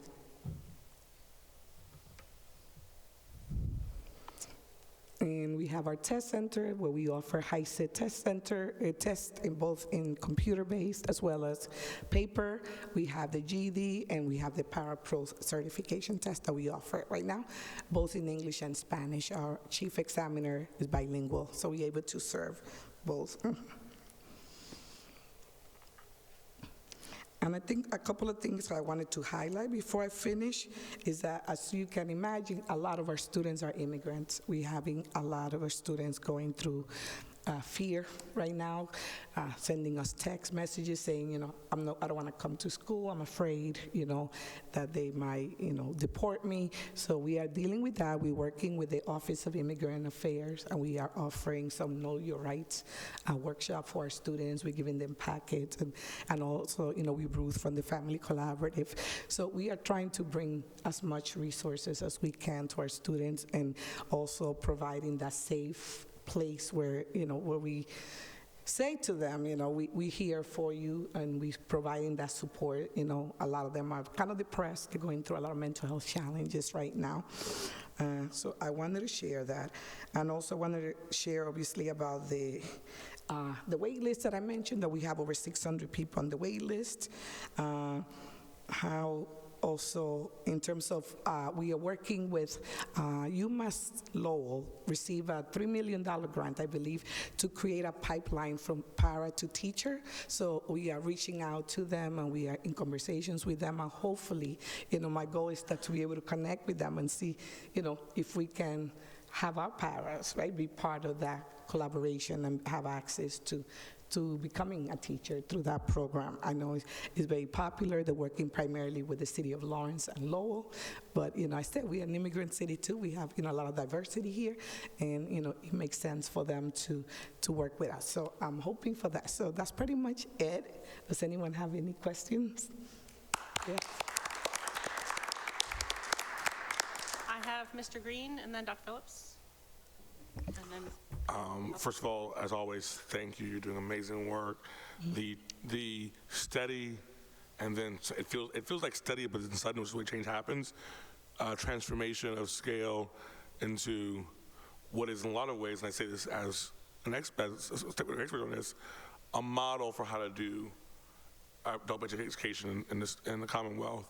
And in particular, I wanted to highlight the ESOL work because my day job is forcing the state to build a statewide vocational ESOL system, because we know that every ABE level in ESOL corresponds to a roughly 24% increase in weekly wages for workers. And we're in a situation where there's 180,000 open jobs in Massachusetts and 140,000 foreign-born workers who either are underemployed. And the biggest barrier to them doing that is ESOL. And there are currently 25,000 people statewide on ESOL class wait lists. And the governor has recently proposed $30 million over the next 2 years to cut those wait lists in half. So this is a push for anyone who's listening to let our delegation know they should support this push. And that, so I said all of that because I wanted people to know that this is happening, it's important. It's probably one of the most concrete ways we can not only hold the line, but actually push things forward for our immigrant neighbors. And this moment of darkness, and the money is there to do it, and it's proven to work, and it changes the narrative on immigrants. All that being said, my question is actually about the last thing you said, about the people who are feeling scared. Are we seeing a noticeable decrease in attendance? Because this is a question I'm getting a lot when I'm pushing for these investments, is why we invest if people are going to show. So are we seeing those decreases? And if we are, do you have ideas for what we can do to help reverse it? Sure. Thank you, by the way, for the positive feedback. I appreciate it. Yes, I'm actually in conversation with the other directors of adult ed throughout the state, and everybody is going through this very similar situation where they're seeing a drop in attendance. But everybody's becoming very creative, so I'm looking to create possibly an online class so we can kind of have those people who are afraid to come to school to attend classes that way. Obviously, I have to do some magic with my funding to be able to do that, but I think it's important for now, at least until they feel comfortable enough to return to school. But yes, we are seeing the drop. We are. Can we talk about that funding piece offline? Sure. I may have some ideas. Oh, sure. Thank you. Dr. Phillips. Through you, Chair. I continue to be so grateful that you have picked Somerville and that you are building this incredible world-class program. Thank you so much for everything you do. One quick thing I was thinking about when you were talking about the potential partnership with UMass Lowell is that their parent-to-teacher pipeline program used to place students in after-school programs kind of as part of their placement, as like part of the ramp up. And we always have staffing issues in community schools here in Somerville, so I think that might be, you're so great at partnerships, like maybe you're already thinking about this, but involving community schools as you're working with UMass Lowell on this para-to-teacher pipeline might include staffing our hard-to-staff after school too. Well, we actually have a few of our paras already working in the community schools. We have at least like 6 of them. So yes, we actually bring the assistant director from community schools to the para class and talk about what they offer, and we create the talent HR account and we help them apply. So we are doing that. We're trying to do our part to get those positions filled, But thank you for the feedback too. Appreciate it. Ms. Pineda-Dufeld. Thank you, Madam Chair, through you. So thank you for this presentation. I have to admit, I didn't know a lot about scale, and so I really enjoyed and appreciated learning not just what you do, but your growth. This program, it's not just about schools and our youth. It's workforce development. It's economic opportunity and economic development in our city. I mean, it's incredible. So thank you. I'm curious about the numbers. There's impressive growth over the last few years that you walked through for us. Is that something you've been seeing over time in the program, or are we seeing a sharp increase over the last several years for demand? Well, I've only been here for about a year and so, but a lot of the growth is because I've been applying to grants and collaborating with other people and finding ways like those workforce, those competitive grants, and applying for that. Because we listen to our students, right? And a lot of them, the biggest challenge is getting a job that they can support their families with. So if we're able to create these programs, 16 weeks, 20 weeks long, and then they're able to enter a field where they're making a lot more money, than when they did before, then that's a win-win for us and for our students. Like I was talking to one of our graduates, he's been living in Somerville for 20 plus years, and he was sharing with me, he's from Brazil. He has been working for 20 years in a restaurant as a chef. They don't even give him a week vacation. And he's getting paid $20 an hour, and he has all this experience. Imagine working for 20 years in a job and getting paid $20 an hour. And he was the first in his family to get his high school diploma, and he was so proud. He was crying, and that's what moves me to do this work, because we have so many people like him who really need access to better jobs and and have benefits like all of us have, and many of our students don't have access to that. Obviously, maybe because they don't have the documentation, but also sometimes they don't have the English language and they settle, for what they can find to be able to support their family, but it's really a struggle. So that's what keeps us going every day, trying to find different ways that we can, serve our students and serve the community of Somerville, obviously. Yes. One more question. Yeah. The wait list, you mentioned you had 600 people. On the wait list right now. That's right now. Is that typical that you've been seeing, or is it an all-time high? Well, my previous job, we had over 2,000 people on the wait list. So like Mr. Green says, it's a huge problem, a wait list across the state for ESOL classes. It really is. Mr. Green, you might chuckle at this joke or at this next question, but do we know what it would take to get that down? Like what are Oh yes, I have presented. Actually, the city asked me last year, and I gave them a budget of what we could do, and they even said, oh, let's talk to the delegation and see if we can access more funding for us here. So yeah, it will be about $1 million to serve that many people.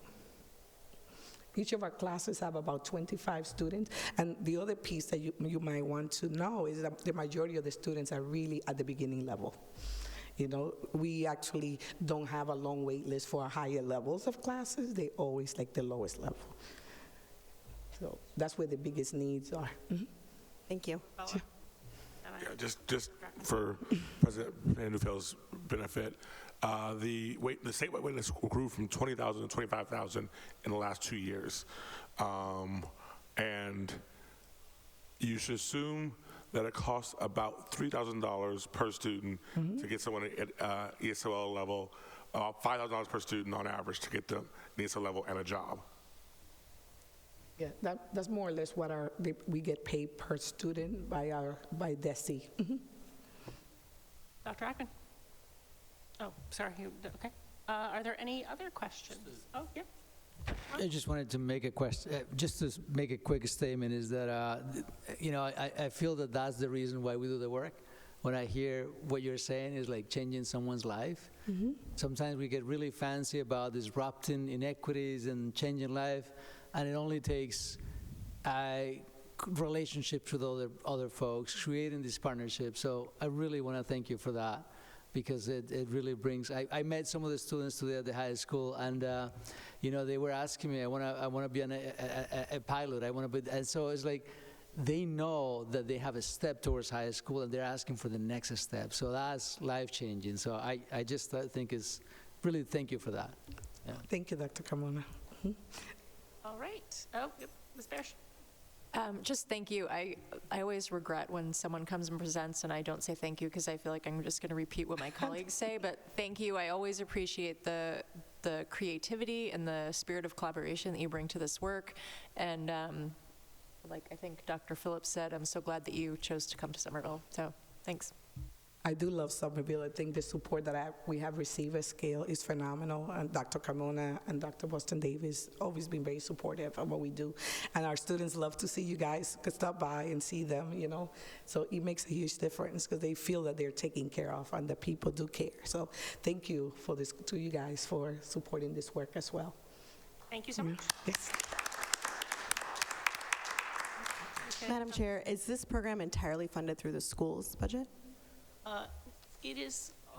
Yes, it's funded. I know that the location is also a city. The city provides some funds through the location, and a lot of the money is funded through grants. So, you know, $900,000 of that comes from the state. The state. But it's you know, when I came in, there was a question of, do we continue this or do we not? Is this a challenge that we want to take on? Is this the city? Is that so? You know, I felt that.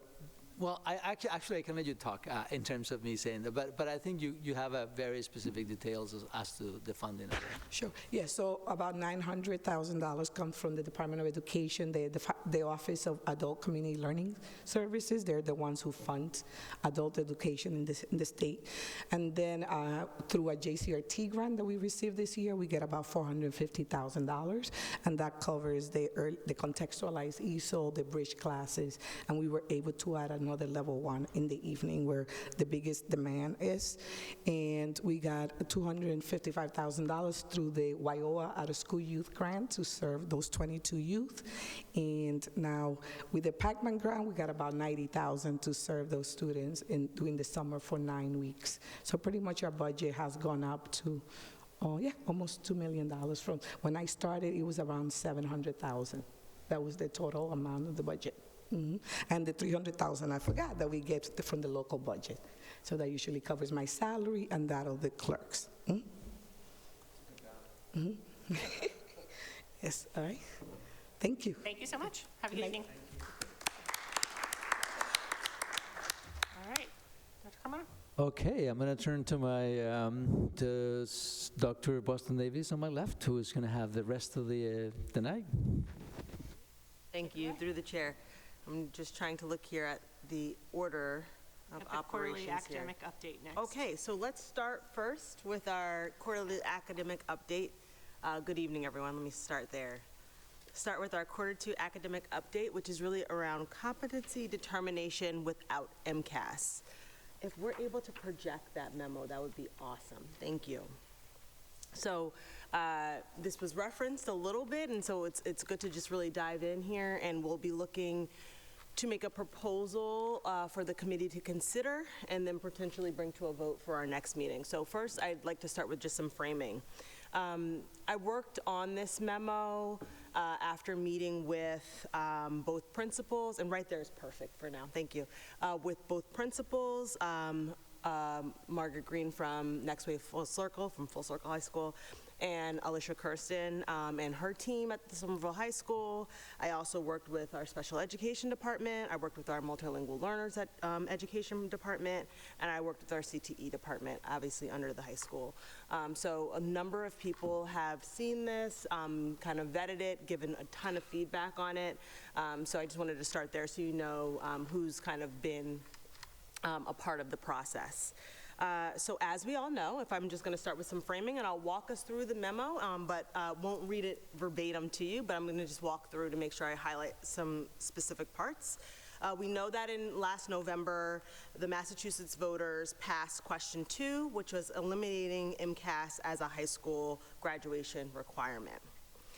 I wanted to just frame this and state that MCAS is still required currently by federal law and by state law, and the ballot question did not change that. So DESE, the State Department of Education, will still use the MCAS for their accountability system. around our participation rates and also the resulting achievement data that comes from that participation and growth data. It will also use it, we also use MCAS for state seal of biliteracy. We also use it, there are 2 state scholarships that students can be eligible for. And also, we do use MCAS in planning. I want to be clear, we know that MCAS is not the whole picture, but it is a summative snapshot of student achievement data at the end of the year. It's our only standardized benchmark at the end of the year for students in that regard, in terms of a standardized assessment. And so we do use it in our planning, and so in that regard, it's still important, okay? So it's our district's participation in MCAS is still required, and the state ballot did not change that. That said, what it did change is eligibility for graduation under what they call the competency determination. So I think if you scroll down to figure 1 and 2, that would probably be the good place to pause. I'll summarize what's in the memo, but I think those visuals are helpful. So prior to the passing of question 2, we needed, so actually let me just back up. Massachusetts students needed both things. So I'm gonna switch my terminology here to saying for a high school diploma, because then the language starts overlapping and getting a little bit tricky. But for a high school diploma, to graduate with a high school diploma, Massachusetts students needed 2 things prior to ballot question 2. The first thing they needed was the competency determination, and that was determined prior to question 2 by passing MCAS. They also needed graduation requirements from the school local graduation. If you just pause right there, that's perfect. Local graduation requirements. So that's where you'll find, you know, what we talked about, the mission of the school, all of the coursework, you know, if we're thinking about, I'm just thinking about some of the language we heard earlier tonight, the whole child, world language, all of those things, that was all fulfilled in criteria 2, school graduation requirements. The competency determination is really about measuring students' knowledge, and you'll see in the second bullet point on page, at the bottom of page 1, if it's helpful to follow along, it's also in figure 2. That really measured the mastery of skills, competencies, and knowledge contained in the state academic standards that were up to what the equivalent of sophomore year of high school. And so while MCAS, post-ballot question 2, is no longer used for competency determination, we still need that requirement to show that students have that competency, that knowledge base of what is up to the equivalent of measured in the coursework up to around what sophomore year of coursework is in English, in math, and in science and technology, okay? So those were the 3 core areas of tests that students needed to pass. So you'll see again in figure 1 that you'll have the criteria 1 and the criteria 2. And our focus tonight is really just about the competency determination. It's also, DESE also put out some guidance that they may come out, they have not yet, but they may come out with some recommendations for criteria around competency determination, or CD, in future. And so they want local areas to just focus on the current class of 2025. Okay, so that means our task is to focus on the CD, that's what I'm gonna call it from now on, it just rolls a little bit easier out. The CD for the class of 2025. And if there are additions that we would wanna make based on guidance from the state in future years, we're able to do that. I'll pause for any questions there before, just around the overarching frame of competency determination, and then I'll go into what I would like to recommend for the committee to consider as a current CD. Mr. Bichon? Thank you, Chair. Through you. Dr. Davis, is every other district in the state having the same conversation right now? Yes. Thank you. Yep. And thank you through the chair. And the good news is people have been very collaborative. So I joined Dr. Carmona at a recent Urban Soups meeting. There were a couple of working groups, this being one. And so there was a lot of sharing of resources, a lot of sharing of school committee presentations, the language being used. There's a lot of conversation among superintendents around even the language and what they're considering for CDs for their local districts. So yes, every district is doing this now. Okay. So with that being said, here's our recommendation for the class of 2025 for the competency determination. We would like for Somerville High School and Full Circle, in order to earn a diploma, a successful completion of, or a successful competency determination requires a qualifying score on the MCAS prior to December 5th, 2025.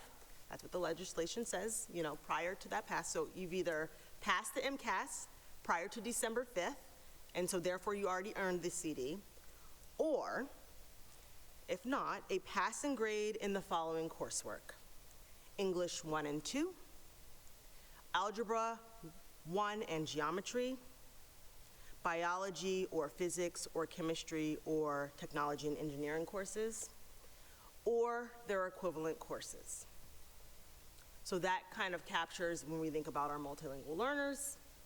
That also encompasses when we think about students, say, in our life skills programs, and we've worked with those directors to determine what would be an equivalent course.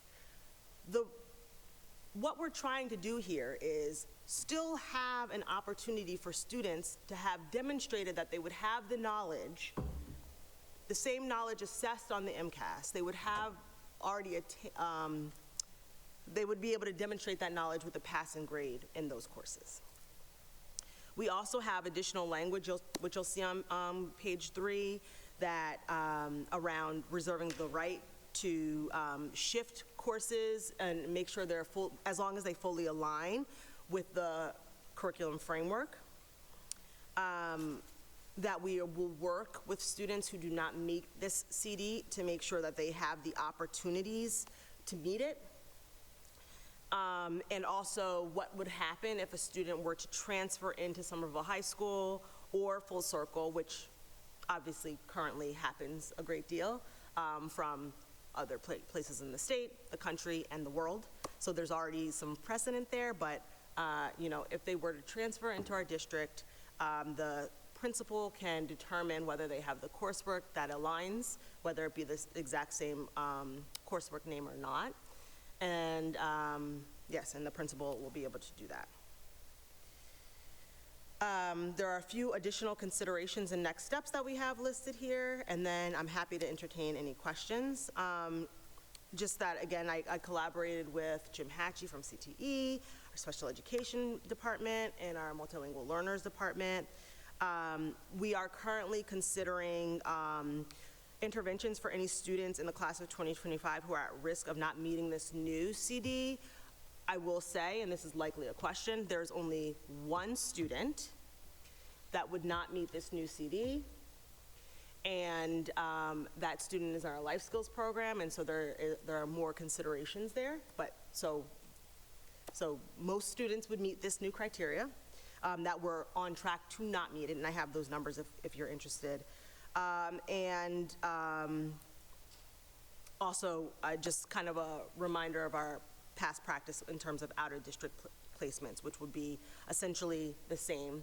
If they meet our criteria, they're able to graduate from Somerville High School or Full Circle.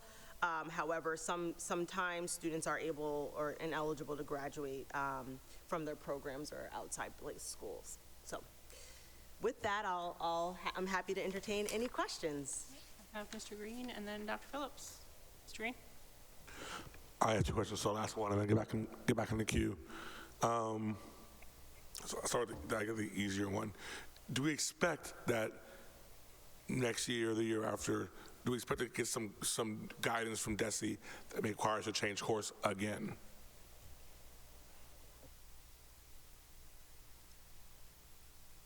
Through the chair, it's hard to tell. Their language is, there may be guidance in the future. I might have even quoted that here. So I am not sure. We did have a meeting with the commissioner. Yes, the language that I took directly from the commissioner and put in this memo is at the top of page 2, well, the end of the top paragraph in page 2, which says, DESE and the Board of Elementary and Secondary Education may offer future guidance or regulation of the new law. So that is what I know. I don't know, Dr. Carmona, if you know anything further, but that's the language that was consistent with the commissioner who did come to that Urban Soups meeting. I don't know. The same. I know that the governor also has a task force that is actually attempting to do the same. So they have been vague. I anticipate that, yes, that will be coming, probably not next year, but the year after. But that is... Quick follow-up. Do we know that the governor has it or that she plans to have it? What I understood from the commissioner is that the governor is creating a task force. Okay, so Yeah. it is still being created. Okay, that was the question. Thank you. Dr. Phillips? Thanks, through you, Chair. Total clarifying question. Am I understand, is there a situation where a student would meet criteria 2, meet all our graduation requirements, and not earn a competency determination along the way? I think the answer to that is no. I think the answer to that is no, but we are required to still have a competency determination. The thing that becomes a little bit tricky here is we had a conversation around the sciences and what sciences are required to graduate versus which sciences would meet the competency determination, and could a student, so we had a robust conversation, and I think some of those granular details, I would really need the high school team to be here, particularly Mariana Hoskins, the science department chair, to be here to talk through with me. But I think where we are right now, the answer to that question is no. Mr. Green again, and then Mr. Biton? That was basically my question asked much more eloquently, so never mind. Okay, Mr. Ito. Thank you, Chair, through you. That was also going to be my question, but I thought of a different one. So, through you, Chair, is there a reason to include the language prior to December 5th, 2024?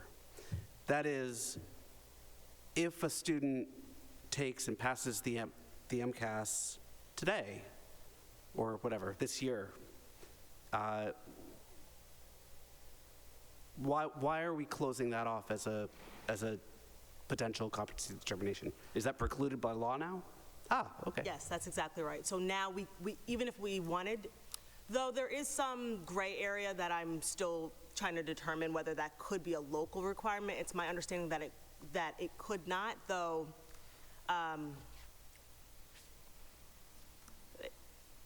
There's some areas that I'm not completely sure about that are not necessarily the clearest yet from our department, from DESE.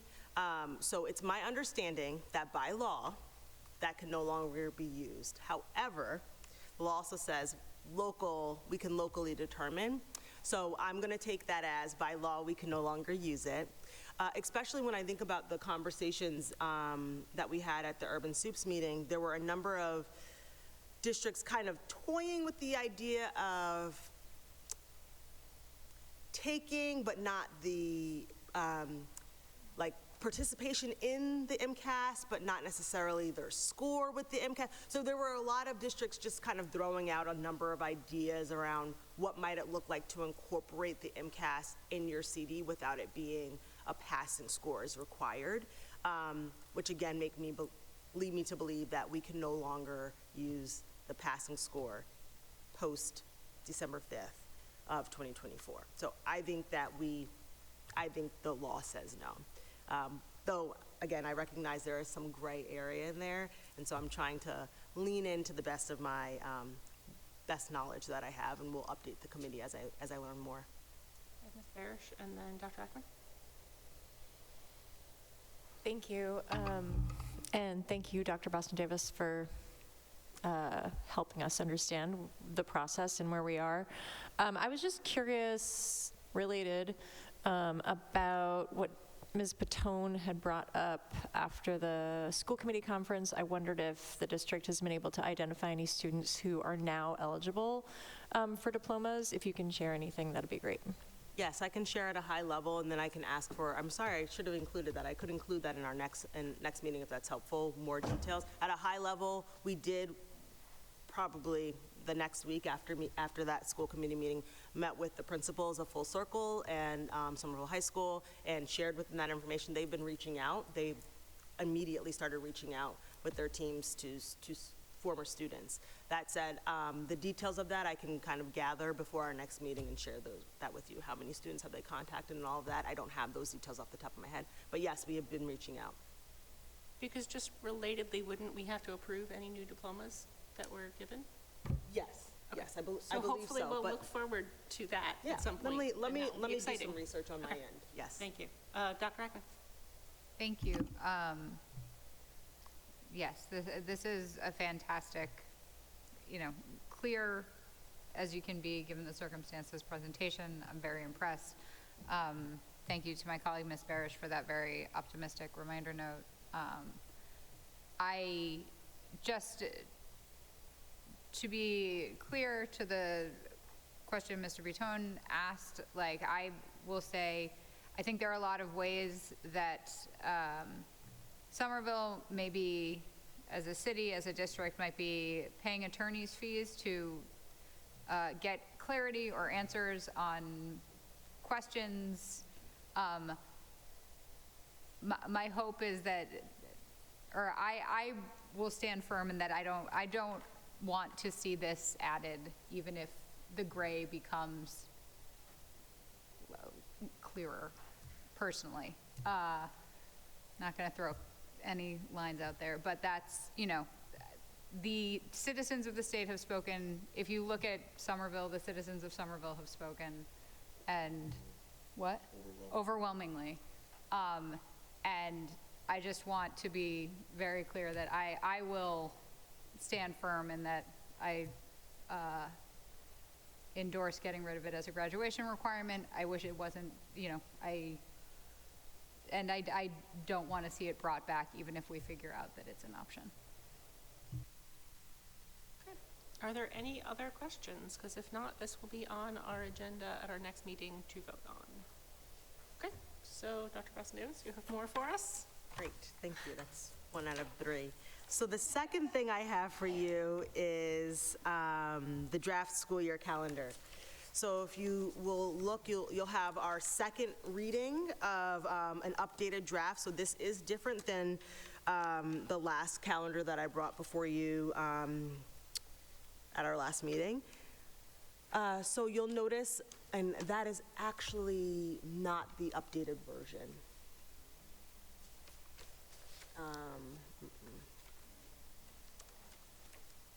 It's okay.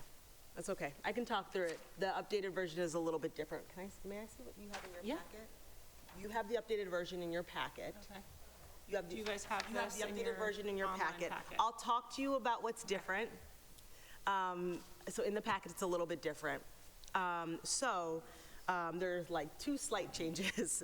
So first of all, I want to thank Erica Garcia for her help with this. I forgot to say that in the first time around. Erica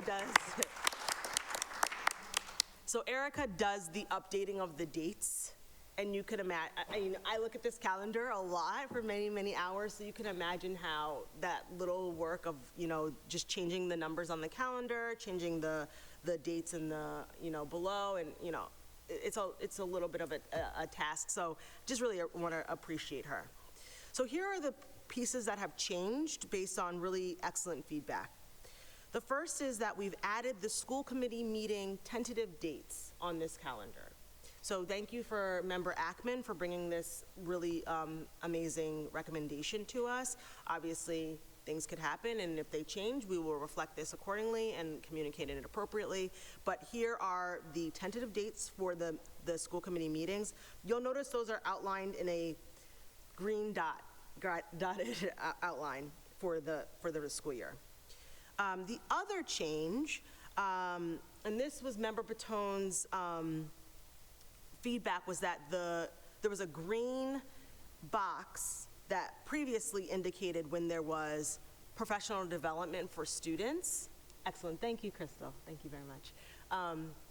There was a green box, which could kind of be a little bit confusing because there was no school on those days. So now we've kept the color the same, lightened the hue a bit, and put an outline, except for the 25th, which is outlined with green dot because of the school committee meetings, to indicate that that is a professional development day for educators, but as mentioned in the subtext below each month, it is no school for students, and that is really only present in August and in January. So those are the two main changes. Happy to entertain any questions or receive any feedback.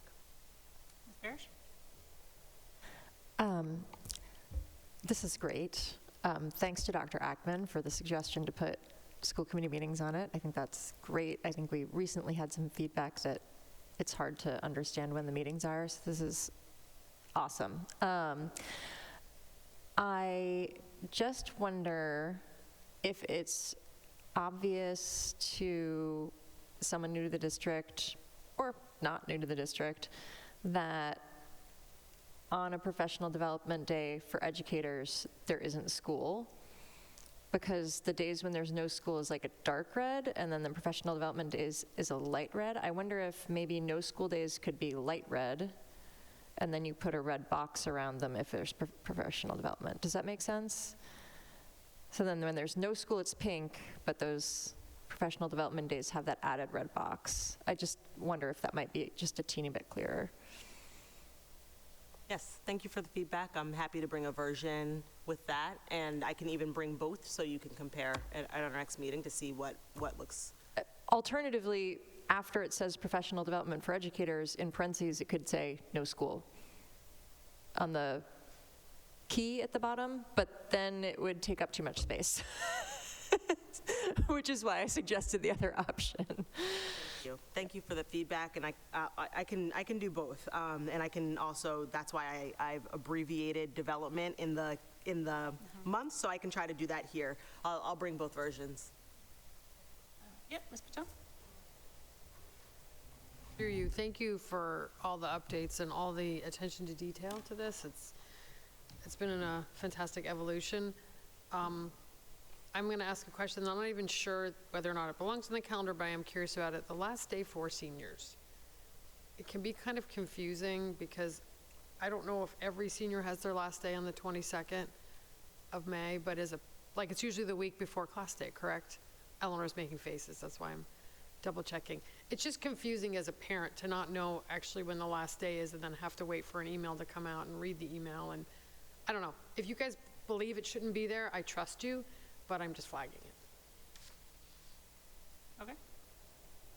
Thank you. I think it's good feedback, and I think in the same way that we have the first day for pre-K and K, I think we could incorporate something like that. Yes. Sure. I'll consult with Principal Kirsten on that. Thank you. Dr. Phillips and then Ms. Parrish. I really appreciate all the work that has gone into this and all that you are trying to put onto one single page. I have to admit, it feels a little overwhelming to me to look at, but I don't know how you get all this information and not have it be overwhelming. The one piece of feedback that I do have is that on some of the months, the space between the line under the month and the Sunday, Monday, Tuesday, Wednesday, Thursday, Friday changes. I don't know if we can fix that. Thank you for the feedback. I too noticed that and thought really hard whether I was going to go back and fix it before tonight's meeting. I will have that fixed for our next meeting. Mr. Bitone, and then Ms. Pananier-Field, and then Dr. Ackman. Thank you, Chair, through you. I'm going to be a dissenter and say I don't, as much as I think our meetings are really pivotal and important. I don't know that it belongs on this calendar, which is generally used, on a day-to-day basis by teachers and families to identify the key measures for their students. And I don't know if the watching audience can see how many people there are here. Maybe it's because it's not on the calendar yet, but yeah, I'm not sure. I think there's so much going on this calendar. I'm not sure that's a key piece of information. The second thing I just wanted to raise is the dates of the calendar. Some months it's like looking at August, where the 31st sort of blends into for August, blends into the first line of the day-specific notes. I guess I just ask you to take a look at the spacing there as well while you're looking at what Dr. Phillips raised. So thank you. Thanks for this. It looks fantastic. This is all just nitpicking. Sure. Thank you. Thank you for the feedback. I'll have that fixed.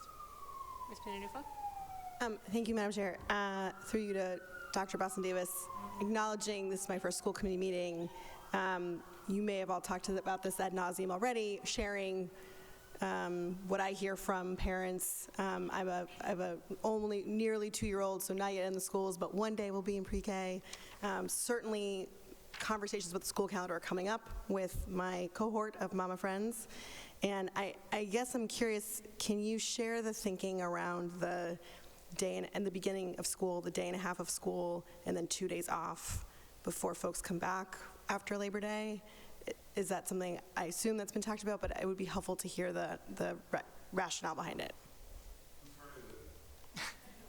Dr. Boston Davis says. I think it's a great question. Oh. Unless someone else would like to take it. Dr. Ackman, would you like to take it? Oh, okay. Thank you for the question.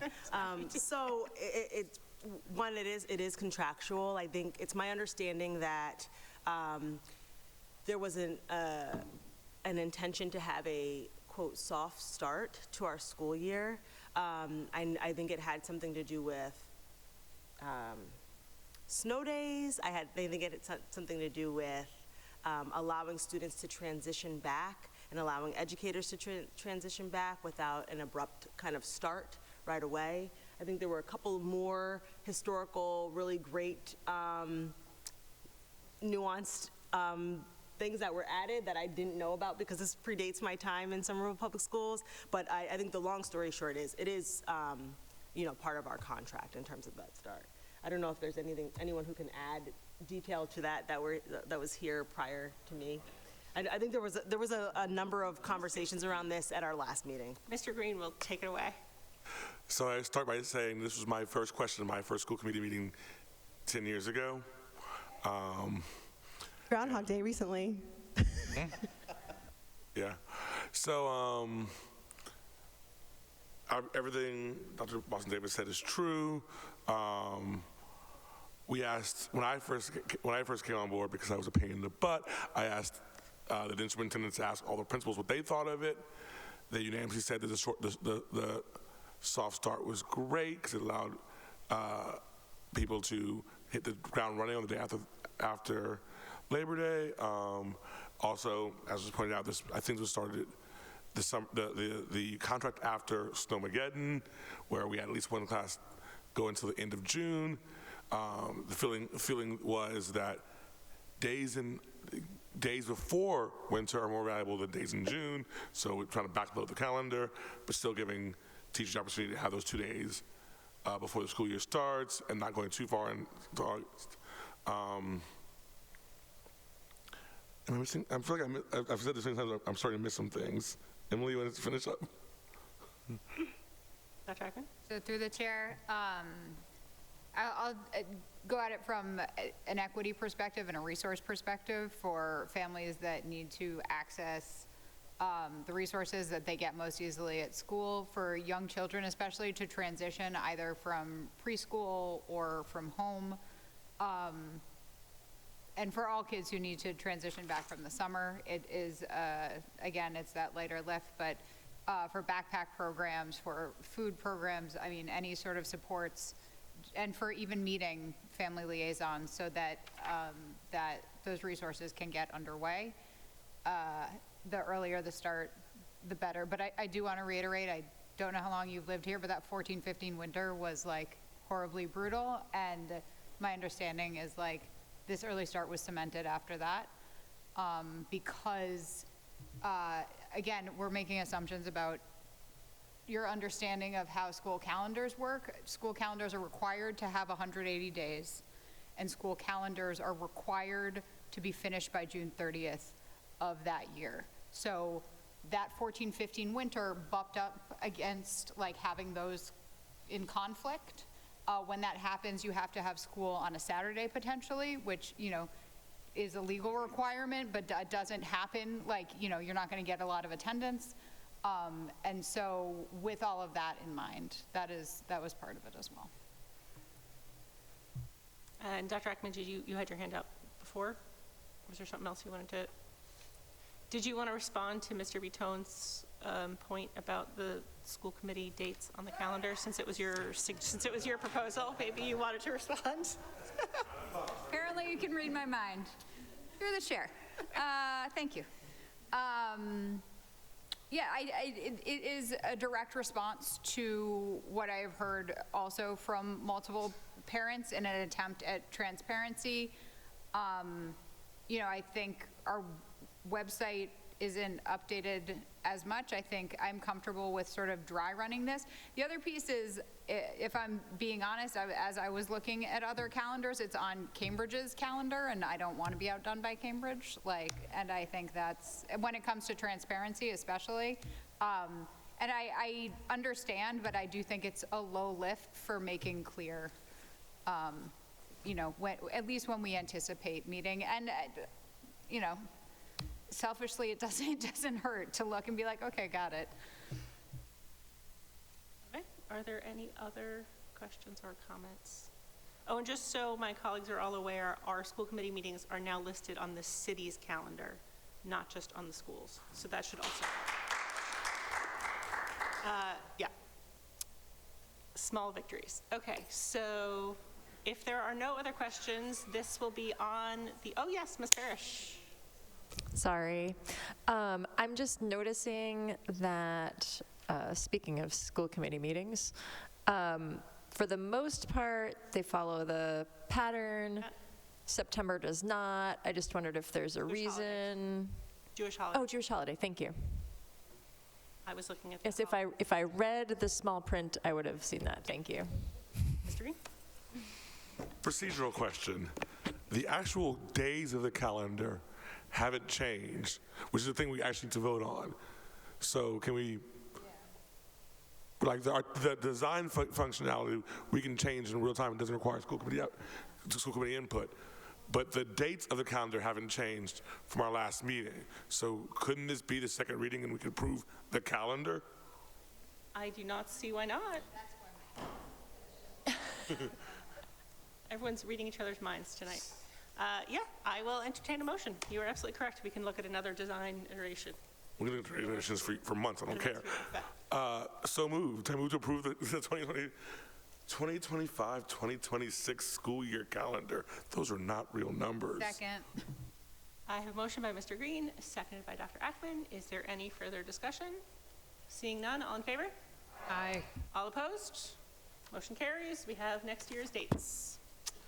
All right, Dr. Ross Davis. Thank you. I will bring a couple of versions for you to weigh in on at our next meeting, and then we'll make some decisions from there and just probably publish on our own, if that's okay. Perfect. Great.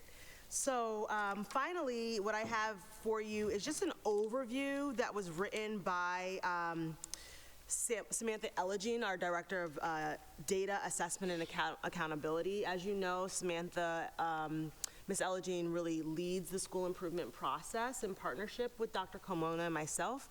But this is just an update because there have been some slight shifts, and also just to bring some clarity as school improvement plan presentations begin at our next meeting. So I'll give an overview of the memo and then happy to entertain any questions. So we wanted to start by saying what's different this year. This year, we've aligned our school improvement plans to our strategic plan. So we took the superintendent, or our district's strategic plan led by our superintendent, and we've aligned a lot of our departments to that, including the work of the school improvement plan. Our strategic plan. So you'll notice that if you look at the appendices, you'll notice some of our templates and are all kind of aligned under that. Next, there's a shift from 2-year plans to 3-year plans. This was based on a lot of feedback, and in fact, when Ms. Elagine assumed the role, that was something she said immediately, and she assumed the role of director of data the first year that I was in the interim role, so we kind of started in our roles together, and she just noticed, principals are kind of taking a year to generate ideas and gather data and do root cause analyses around some goals, and then the very next year they're supposed to have met those goals and are already getting ready to think about new goals.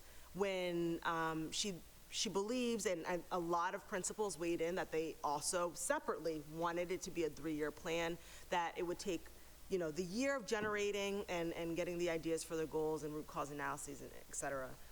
A year of really execution, implementation, and progress monitoring, and then a final year to see, have we met our goals? Now, this is where we meet them, and then, kind of deciding on our further goals. So the plans are now shifting to 3 years as a result of that.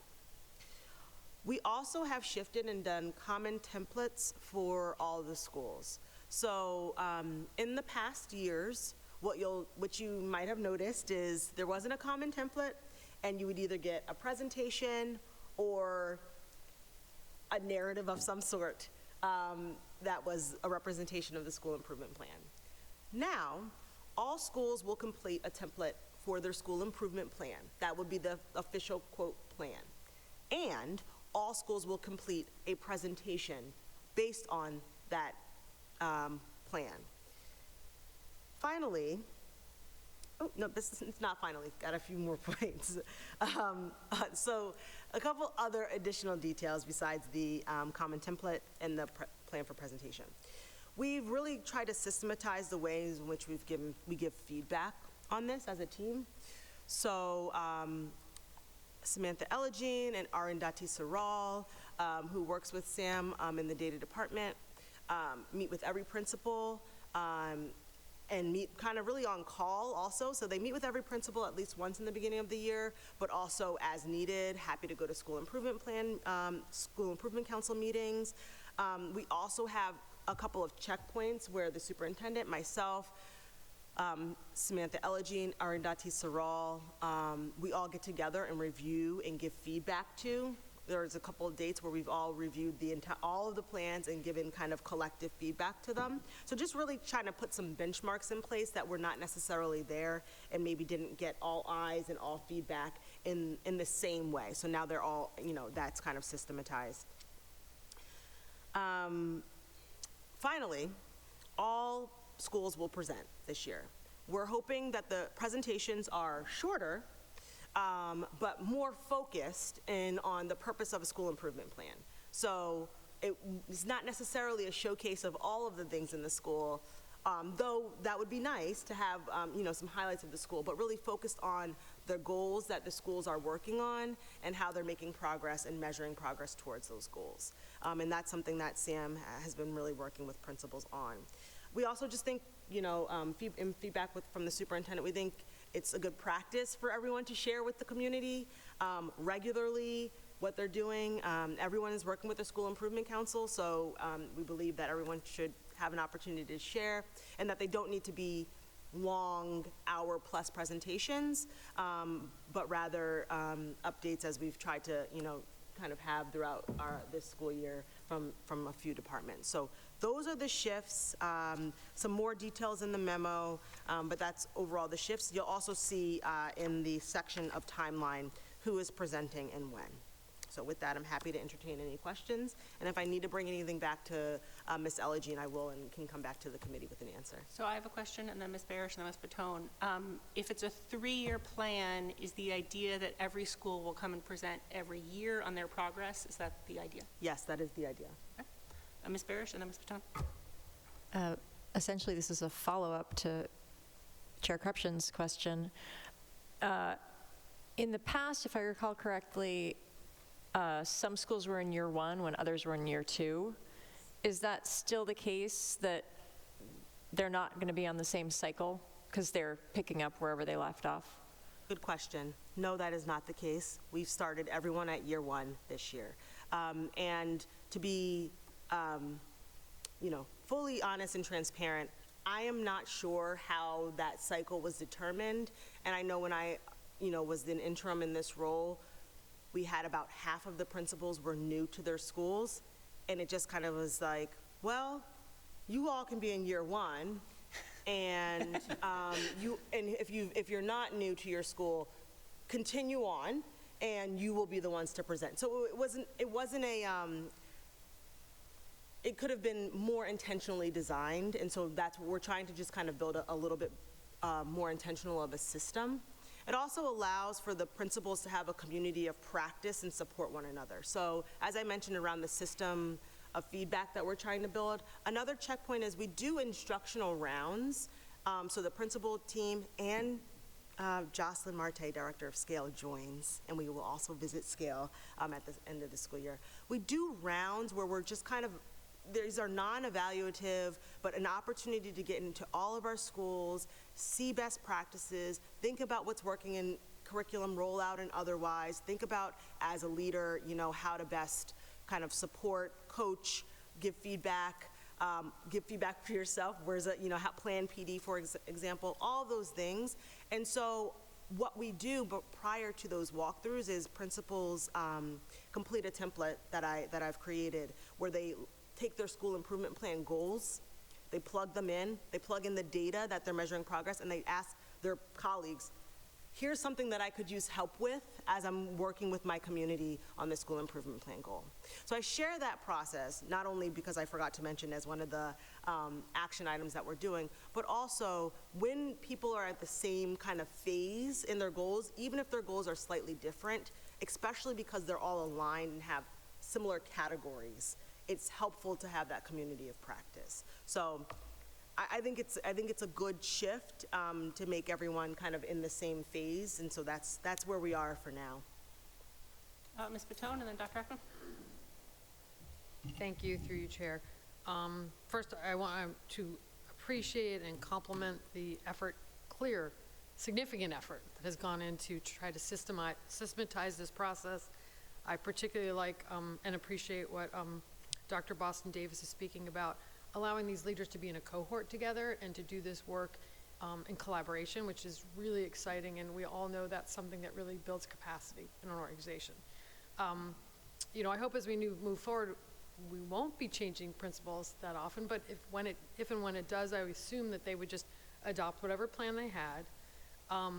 My question is about what happens to the old plans? Are we going to get a summary of the outcomes or the findings or the results of the previous plan? Because in some ways it feels like the reset is really powerful for all the reasons you spoke of, but to not understand how we did outcome-wise in the previous plan, it's almost like the previous plans didn't matter, and I don't think that's true. There was a ton of work that was done.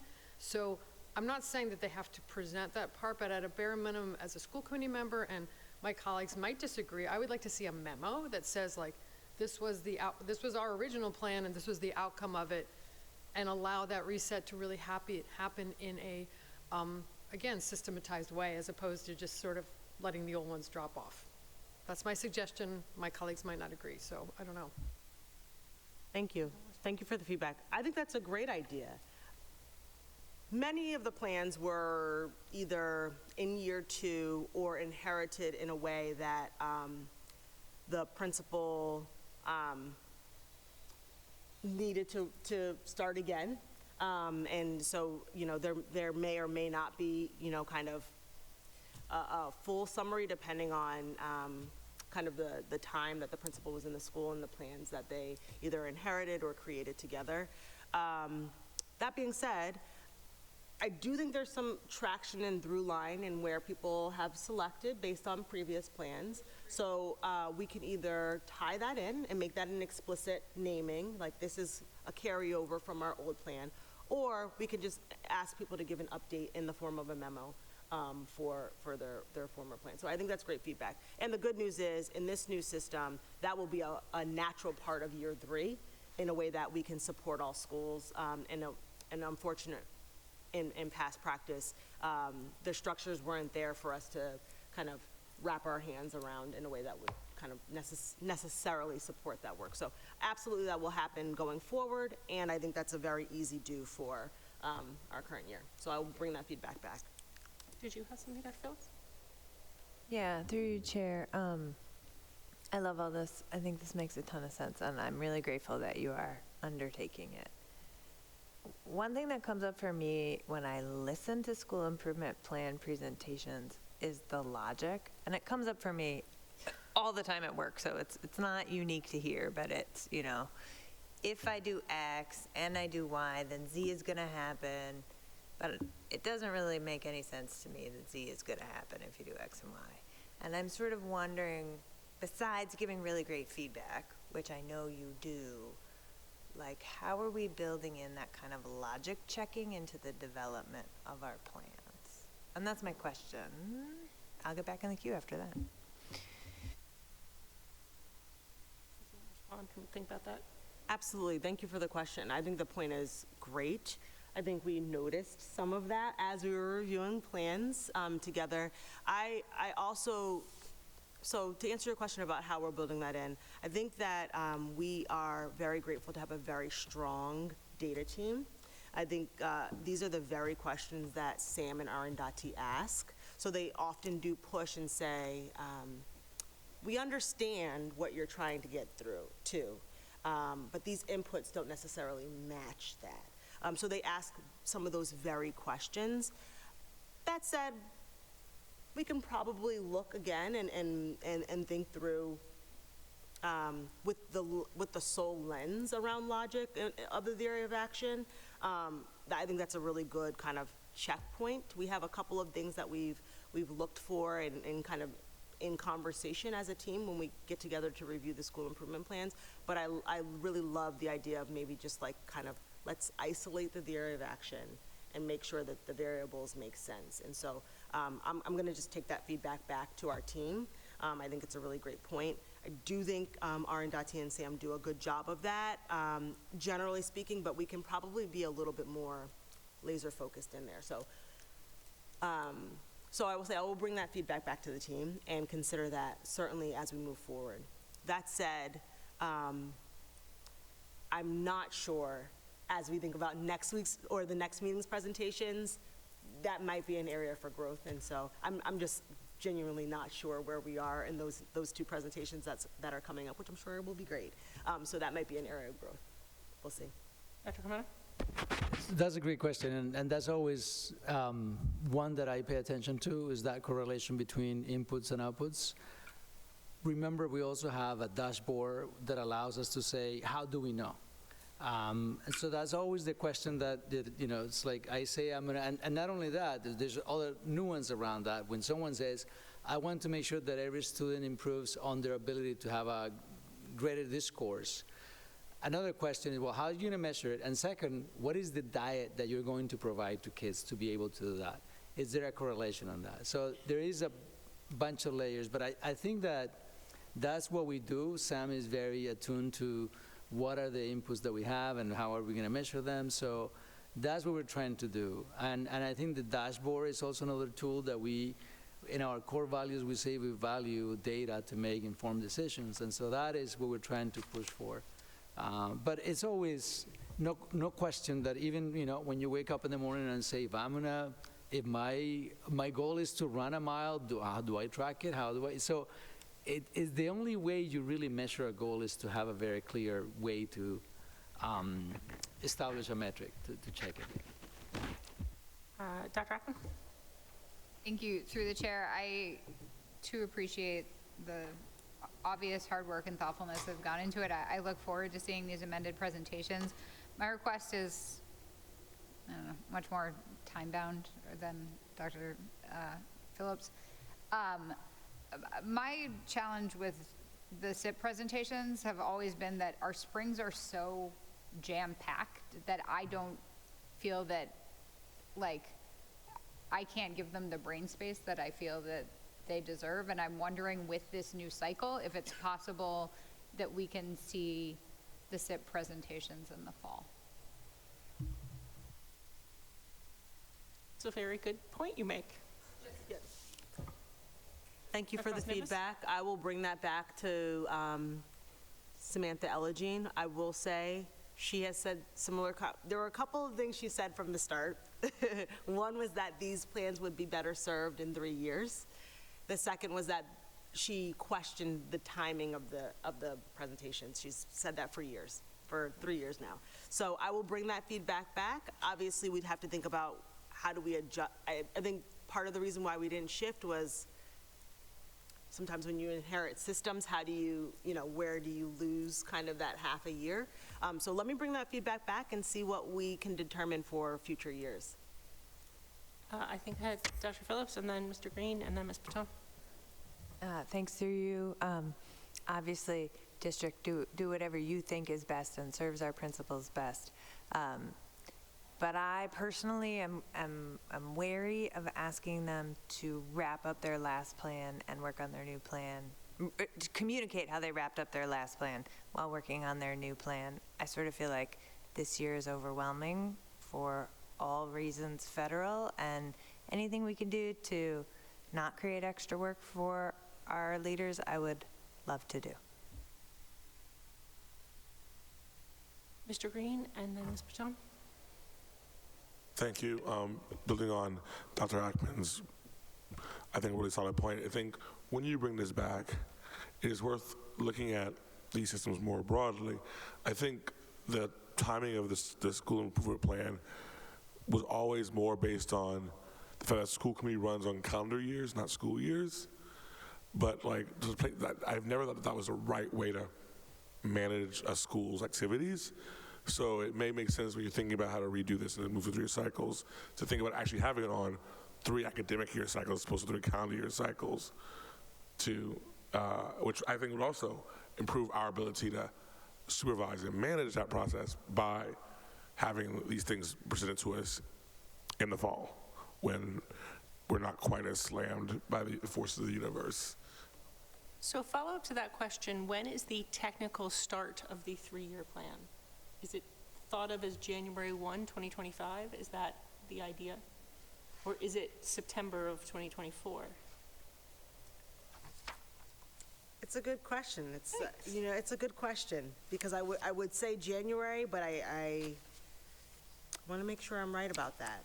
I want to say January, though I'm thinking about some of the plans we just reviewed, and they were pretty much for the school year, like starting in September 2024. Though the goals were just approved, And some of them already have been working on those. I mean, actually, we don't pick up those goals out of thin air. Sure. They have been working on those goals in the beginning of the school year. Mr. Green? So according to the policy we were just reviewing in rules, it is supposed to be by school year. Whether or not we've been following that policy is a whole other set of questions. But according to our district policies, they're supposed to be done by school year. Does the policy talk about how long the plans are supposed to be? No, it doesn't. But in theory, they have until July 1st of the year for which the plan is existing to get it to us, according to our existing policies. So again, our existing policies and what actually happens bear no resemblance to each other. So. Okay. All right. Thank you. Ms. Patone. Thank you, through you. I'm just going to put some history out there. It doesn't mean I have any strong opinions that we need to do it this way at all, but more just for context. When I first joined the school committee, we would do all of them in January, and we actually scheduled separate meetings for them. Again, I'm not pushing for this, I'm just telling people. We actually did most of them on site at the schools, which actually was really nice because then the parents could show up to the school improvement plan, and that's another point of access for the school committee to be in community to support. And there's something else. Oh, and there's always some question at the time, at least, about when we got MCAS data. So we used to get that in the fall, and the MCAS data was a big piece. Now, granted, we've made it a much broader view of our students and the whole child, but so they get them in the fall, and that would actually feed well into creating a school improvement plan for January. So again, just some context. I'm not advocating for anything in particular, and I would be excited to hear what your recommendation is in terms of what would be the most effective for the educators and the administrators, but also putting some context into the families, because again, these plans are in service to their students and to our families as well. Mr. Green, did you want to respond? I am not going to comment on most of those, but I will have an opinion on one part of it, which is to say that when I came on school committee shortly after Ms. Patone, the school plan meetings were very much dog and pony shows. And I think we do a much better job now of actually getting content about how to make schools better and improve outcomes for students than the school plans that we got when I first came on. And I would hate to go backwards on that front. Okay. Are there any more questions or feedback for Dr. Boston-Davis? Okay, seeing none. It looks like we have one more thing in the superintendent's report. Nope, that's it. No, there's one more. That CU update partnership with the city to maintain safe and healthy facilities memo. I don't know who's taking that one. That's you.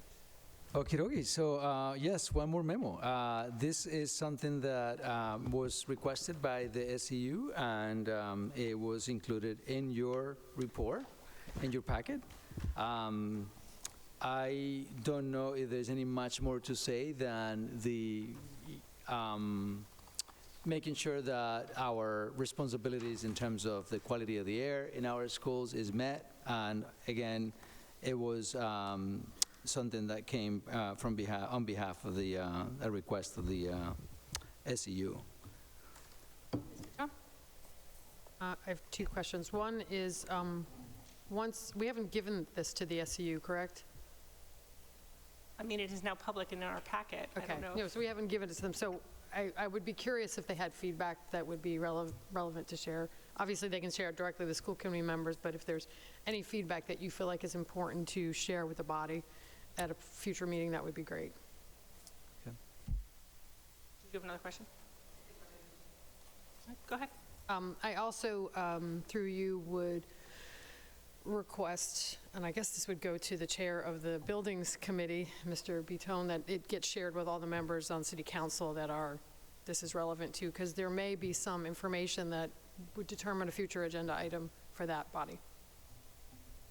So related to that, I'm noticing the one on snow removal about the granular rubberized surface not getting snow removed, and I'm assuming that is play structures not being able to be used if there's any snow on them, and that feels completely insane to me. And so I'm wondering what we should do to push back on that, if maybe we can ask the Buildings Committee to discuss it. I'm not sure what the solution is. I just kind of want to flag it because that was maddening to read. Ms. Patone? One thought through you is to request that the city make a recommendation how to replace all these materials. If we can't do snow removal on them, we should have a longer-term plan, at least my opinion, to consider replacing them. Dr. Ackman? Thank you. Through the chair. This is my knowledge based on having a good friend who does like playground design. So I'm just, my understanding is that it is technically possible, but the equipment to do that is very expensive and is not something that like it would be very difficult to get from school to school to school to be able to get it to, like, does that make sense? So that that it is technically possible, but quite I don't have another word besides prohibitive. It's like costly. And that is not a cost that the city has. But I guess to like yes and what you said, if I'm wrong, like, you know, either like the cost to replace or the cost to what it would take to clear it. Because I will say, having 2 third graders, kids do go out and play on that. They just get really wet and cold. Oh, they do. They don't keep Mr. Green and then Mr. Bouton. Through you, actually, I think, too, Mr. Bouton, as chair of the building subcommittee. This is one of the times when I feel all 10 years I've been on the school committee, because I would make this the 10th winter now where I have pointed out that we are not the only district in America that gets snow. I am confident that if we have smart people who understand this stuff, which I understand I do not, someone can find a district somewhere that has figured out how to have clean play structures even when it snows. This cannot be an impossible problem to solve. Mr. Bouton. Thank you, Chair. Through you, I will gladly take all of these suggestions and consider them for sharing with our City Council partners and for discussion at an upcoming joint committee meeting. And in particular around, while we are considering design features for a new schoolyard at the Kennedy, we should be thinking about anticipated issues that we will be running into. So, you know, if we can avoid these kinds of foreseeable problems, that may be something we want to talk to Director Oliveira about. Great. Okay, thank you. Great. And I just want to remind my colleagues that these updates were actually in our contract from our last contract with the SU, that we would update them 3 times a year or whatever it was. So twice a year. All right, thank you. Okay. If there are no further questions, is there any more to your report, Dr. Cremona? No, that's the end of the report. Okay. All right. We have one subcommittee to approve. I will entertain a motion. I move to accept the report of the Finance and Facilities Meeting of the Whole from January 15th, 2025. Second. Is there any discussion? Seeing none, all in favor? Aye. All opposed? Motion carries. Okay, that brings us to new business. We have the first resolution in support of our immigrant community. Dr. Ackman brought this to us. I don't know if we... Yeah. Dr. Ackman, would you mind reading the resolution? It would be my honor. So this is the resolution in support of immigrant students and caregivers / families in Somerville Public Schools. Whereas Somerville Public Schools is committed to providing an inclusive, equitable, and safe learning environment for all students and caregivers / families regardless of race, religion, ethnicity, gender identity, sexual orientation, or immigration status. Whereas Somerville Public Schools affirms the belief that every student has the right to access high-quality education in a safe environment that respects their dignity and rights. Whereas Somerville Public Schools prohibits discrimination and harassment based on protected classes. Whereas Somerville Public Schools maintains a strong commitment to protecting the rights of immigrant students and their families and ensures the following protections. Somerville Public Schools does not ask for families' immigration status. Somerville Public Schools will not coordinate with immigration and customs enforcement. Somerville Public Schools will not allow immigration and customs enforcement agents in access to Somerville Public Schools facilities without a criminal judicial warrant signed by a judge. And Somerville Public Schools will not share student records with ICE without a parent guardian consent or a court order issued by a judge. Whereas Somerville Public Schools ensures that staff will only send students home with caregivers or family members or friends who have been approved by the child's parent or guardian, and encourages parents and guardians to keep emergency contact information up to date by contacting their child's school. Whereas Somerville Public Schools principals have received training on protecting students' rights and best practices for responding to interactions with immigration and customs enforcement. Whereas Somerville Public Schools is proud of our robust family engagement department that works closely with community partners to support immigrant families and encourages families to reach out to their school's family liaisons, counselors, and social workers for any support.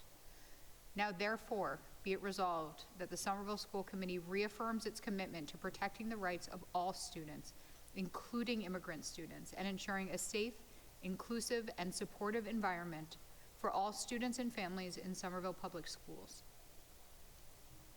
do I have to read the last part? This resolution shall be made publicly available and communicated to all SBS families, faculty, and staff. Thank you. So in our normal procedure, this would be a first reading to come up for a second reading at our next meeting, which is in 3 weeks. But I would entertain a motion to suspend the rules and pass it tonight, only because there is a lot of fear in our community, and I think the sooner we can come out with a strong voice of support, the better. But again, that would be up to the body. Move to suspend the rules.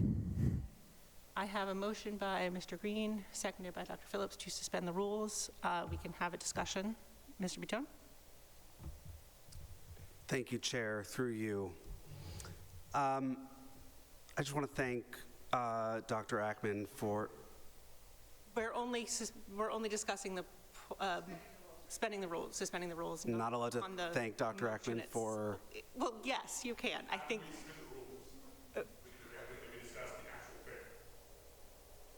Right. This is... I'm going to thank Dr. Ackman regardless. Thank you, Dr. Ackman.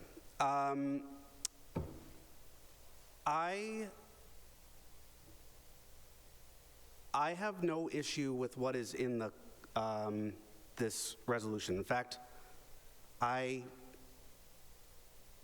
fully support it.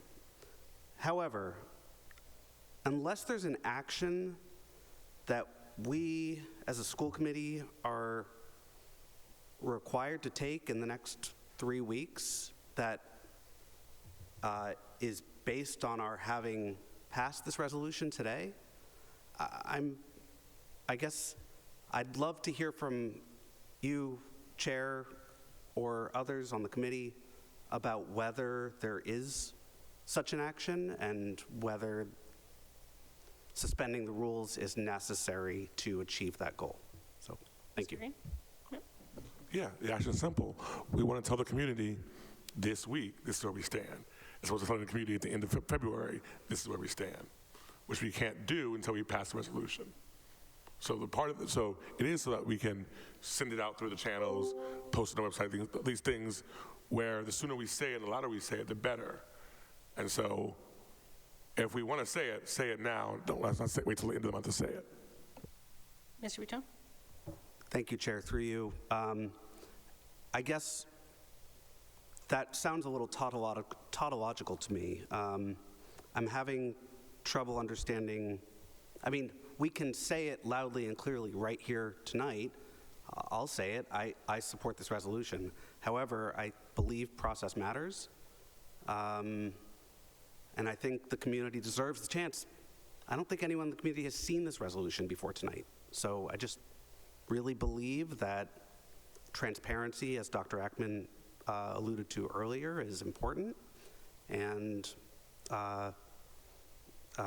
with respect to Mr. Green, I'm not hearing a compelling argument from myself, just speaking for myself. Thank you. Dr. Phillips and then Ms. Parrish. Respectfully to Dr. Ackman, this is beautiful and eloquent, but exactly the same language that we had in the district's email that went out to all families. So they've heard it. I think it is really important for us to say it as quickly as possible. I was going to call the question, but I see your hand up. I think that we have standard procedures, which are, first reading, second reading, and that voting to suspend rules is a further statement that this is important to us and that we feel the urgent need to demonstrate our support for our community. Dr. Ackman? Thank you. Through the chair, I will be voting in favor of suspending the rules because as the person who represents the part of the city with the highest immigrant population, I have seen the fear. I have talked to my community. I have provided personal support. I have talked to parents who are ready to show up and physically block ICE should they show up at a school from coming into the building. And I want to do everything I can to let them know loudly and proudly that I will be there and that I want to support them. So again, as the person on this body who represents the part of our community with the highest population who is potentially at risk, I think it is very important. With that, I am going to, oh, yeah, Ms. Patone. Thank you, through you. First, I want to thank Mr. Vitone for bringing this up. I'm not always a huge advocate of suspending the rules on this type of thing because I really believe very, very strongly in transparency. And I was sort of torn about this topic, so I just want to compliment and thank Mr. Vitone, and that I hope we continue as a body to not make this our practice. However, I really do appreciate what all my colleagues are saying, and I do think that besides the fact that I do support this, number one, and I appreciate what Dr. Ackman has put together, I think that I will suspend my own personal rules and vote for this after I'm kind of sitting in the body. But again, as everybody knows, I don't like to do this, but I can see the urgency and understand the message that suspending rules, as Ms. Bauer so well articulated, gives to the community, is that we don't do this, but yet this is so important and so urgent, for lack of a better word, that it's worth doing that. So those are my thoughts. Thank you. Okay, so with that, was there another comment? Yep. Thank you, Madam Chair. I just want to note, for those who weren't aware, in November, I co-authored the resolution on the council level named Reaffirming Somerville's Commitment as a Welcoming Community for Justice, Equity, and Inclusion. I think I wrote it immediately after the re-election of our current president. I just want to, I want to share, for those who haven't seen it, that it's been live for many months. We worked it through committee, and it was voted on unanimously. It does include, our commitment to protecting our immigrant families and neighbors includes our youth. But I'll share that as I'm reading through it, perhaps there was an opportunity for us to just be better collaborators between the school committee and the city council on ensuring the language included our youth and be more direct around that. I shared at our council meeting a couple weeks ago, for those who weren't tuning in, that I got a text from a teacher who was running an event at the high school. For those who weren't aware, there was a large rally in our parking lot before our city council meeting, and so we had a large police presence here. One was an unmarked van. It ended up being an SPD vehicle, but the youth that were involved in the programming at the high school were scared to leave. And I immediately checked with our SPD folks to make sure we knew who was in the van, assured her that your youth are safe to go home, to leave the building. But that sits with me, that text message sits with me and haunts me, that our kids, our youth, our students today in Somerville are scared to leave buildings because of unmarked vans. So I appreciate the urgency of making a statement as loud as we can. I tend to be, as council president, a little bit of a stickler for rules as well and process. This is my first meeting, so learning kind of your culture here, but appreciate the urgency that you all are bringing around this, because I think it's really important, and I think it's important for our students and families. Okay, so I will now take a roll call vote to suspend the rules. Ms. Patone? Yes. Dr. Ackman? Yes. Mr. Green? Yes. Mr. Vitone? No. Ms. Pineda-Neufeld? Yes. Ms. Barish? Yes. Dr. Phillips? Yes. I vote yes. Motion carries. So now do we actually have a motion and a second to pass the resolution? I don't think we do. So I will entertain a motion to pass the resolution. And a second? Second. Okay, I have a motion by Dr. Phillips, seconded by Mr. Green. Is there any further discussion? Ms. Patone? Through you, just a friendly amendment to add the language around sending it to state and federal representatives and whoever else we normally send it to. Yep.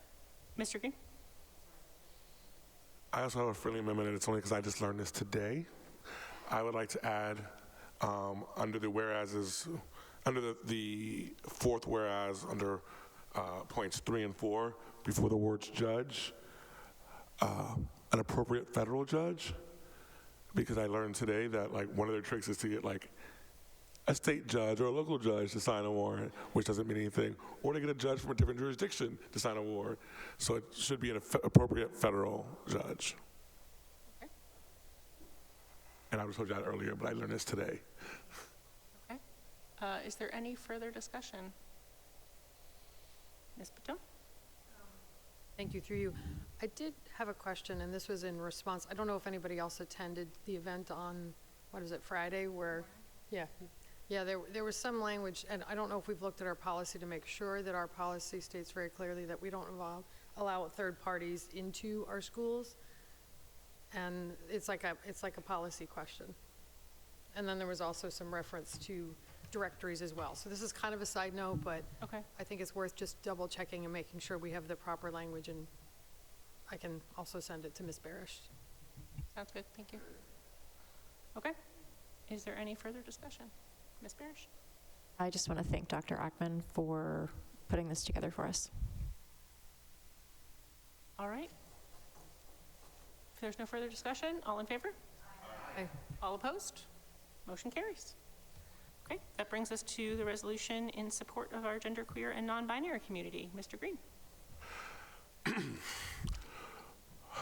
Whereas every student deserves to learn in an environment where they feel safe, welcome, and respected, and whereas transgender and gender nonconforming students face disproportionate rates of bullying, harassment, and discrimination in educational settings, and whereas research consistently shows that supportive and inclusive school environments lead to better educational outcomes, improved mental health, and reduced risk of self-harm for transgender youth, and whereas parents and guardians have a fundamental right to support their children's gender identity and expression without government interference, and whereas our faculty and staff members of all gender identities contribute invaluably to our educational community and deserve a workplace free from discrimination, and whereas Somerville Public Schools has a legal and moral obligation to protect the civil rights of all students and employees under federal and state law, as well as district policy JBD, gender identity support, and whereas President Donald Trump's executive order attempting to restrict the rights of transgender individuals represents a direct attack on our students' civil rights and contradicts established civil rights law and constitutional protections.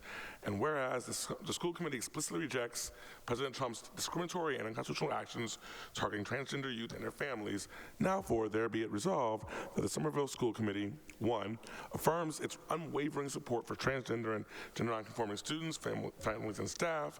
2, commits to maintaining policies that respect students' gender identity and expression, protect student privacy and confidentiality, ensure access to facilities and programs consistent with gender identity, support participation in athletics and activities for all students, prevent bullying, harassment, and provide professional development on LGBTQ+ inclusive practices. 3, will continue to use students' chosen names and pronouns, maintain inclusive curricula and library materials, provide age-appropriate resources about gender identity, support student organizations that promote LGBTQ+ inclusion, and 4, direct the superintendent to review and strengthen existing protections for transgender community members, provide regular updates on the implementation of inclusive policies, ensure all staff receive ongoing training on supporting transgender students, and maintain relationships with LGBTQ+ organizations and resources. 5, stand firm in its commitment to resist any attempts, including those of President Trump, to undermine the rights, dignity, and inclusion of transgender students and transgender individuals in our educational community. Be it further resolved that this resolution be distributed to all district schools, published on the district website, sent to school, state and federal representatives, and shared with local LGBTQ+ advocacy organizations. Okay, thank you. I am going to propose suspending the rules for this resolution as well. I move to suspend the rules. Second. Okay, I have a motion by Ms. Barish, seconded by Mr. Green, to suspend the rules. Mr. Buteau? Thank you, Chair, through you. I just want to note that as a federal employee, my employment is potentially endangered by my standing in support of this resolution. I will do so happily. I will stand up for our community here. I just want to note that.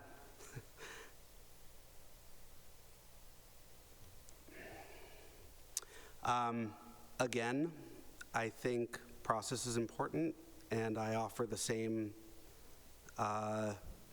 Concern, it's not because I don't believe in the importance of this, as I just said. I'm willing to stand up for this, whatever the consequences may be. But I just want to state that for the record. Is there any further discussion on suspending the rules? If there is not, I will do a roll call vote for that as well. Ms. Patone? Yes. Dr. Ackman? Yes. Mr. Green? Yes. Mr. Vitone? No. Ms. Pineda-Neufeld? Yes. Ms. Barish? Yes. Dr. Phillips? Yes. And I vote yes. Motion carries. So now we have the resolution. I need a motion and a second for that. So moved. Second. Seconded by Ms. Barish. Is there any discussion on the resolution itself? Ms. Patone? Thank you, through you, Chair. Just a small bit. There's several places that it only references transgender students. I don't know if you would take a friendly amendment that anywhere it says transgender, it should say transgender and gender nonconforming, or whether or not there's a spot in particular that it should only be transgender. About 30% of my work on this was trying to find the right language. I'm happy with whatever the body thinks is the appropriate language to use. And by the way, it's lovely, so thank you for it. Ms. Barish? Similarly, I think there are a few spots where we could call out staff as well. For example, respect students' gender identity and expression. I think we could say students and staff. I guess my friendly amendment, similar to Ms. Patone's, is anywhere it's appropriate to add staff, I would move to do that. Great. I'm assuming that friendly amendment is accepted. Okay. Any further discussion? Okay. All in favor? Aye. All opposed? Motion carries. Okay. That brings us to November and December bill rolls. I'll entertain a motion. I move to approve the November and December bill rolls. Second. Motion by Dr. Motion by Dr. Phillips, second by Dr. Ackman. Seeing no discussion, all in favor? Aye. All opposed? Motion carries. That brings us to some grants. I move to accept federal entitlement and continuation grants and all state continuation grants awarded to Somerville Public Schools, including multilingual newcomer and homeless support grant for $18,000 to the ELL department from the state, and a private grant from Murray Bernstein Charitable Trust for $25,000 to the music department. Second. Amazing. That is amazing. I have a motion by Dr. Ackman, seconded by Ms. Patone. If there is no discussion, all in favor? Aye. All opposed? Motion carries. That brings us to field trips. I move to approve. On March 28th of 2025, 13 students from Somerville High School Carpentry will visit the RICC in Providence, Rhode Island to attend the JLC Live Trade Show. Travel via school van with no cost to students. On June 11th through June 15th of 2025, 84 students from the Healy School will travel to Washington, D.C. The travel is via motor coach transportation. Student cost is $620. On February 8th of 2025, 30 students from the Somerville High School robotics team will travel to Salem High School in Salem, New Hampshire to compete in the first robotics competition. Travel via school bus at no cost to students. March 1st of 2025, 30 students from the Somerville High School robotics team will travel to Salem High School in Salem, New Hampshire to complete in the first robotics competition. Travel via school bus at no cost to students. And on March 2nd, 2025, 30 students from Somerville High School robotics will travel to Salem High School in Salem, New Hampshire to compete in the first robotics competition. Travel via school bus at no cost to students. Second. I have a motion by Dr. Ackman, seconded by Mr. Green. If there is no discussion, all in favor? Just point information for our new member.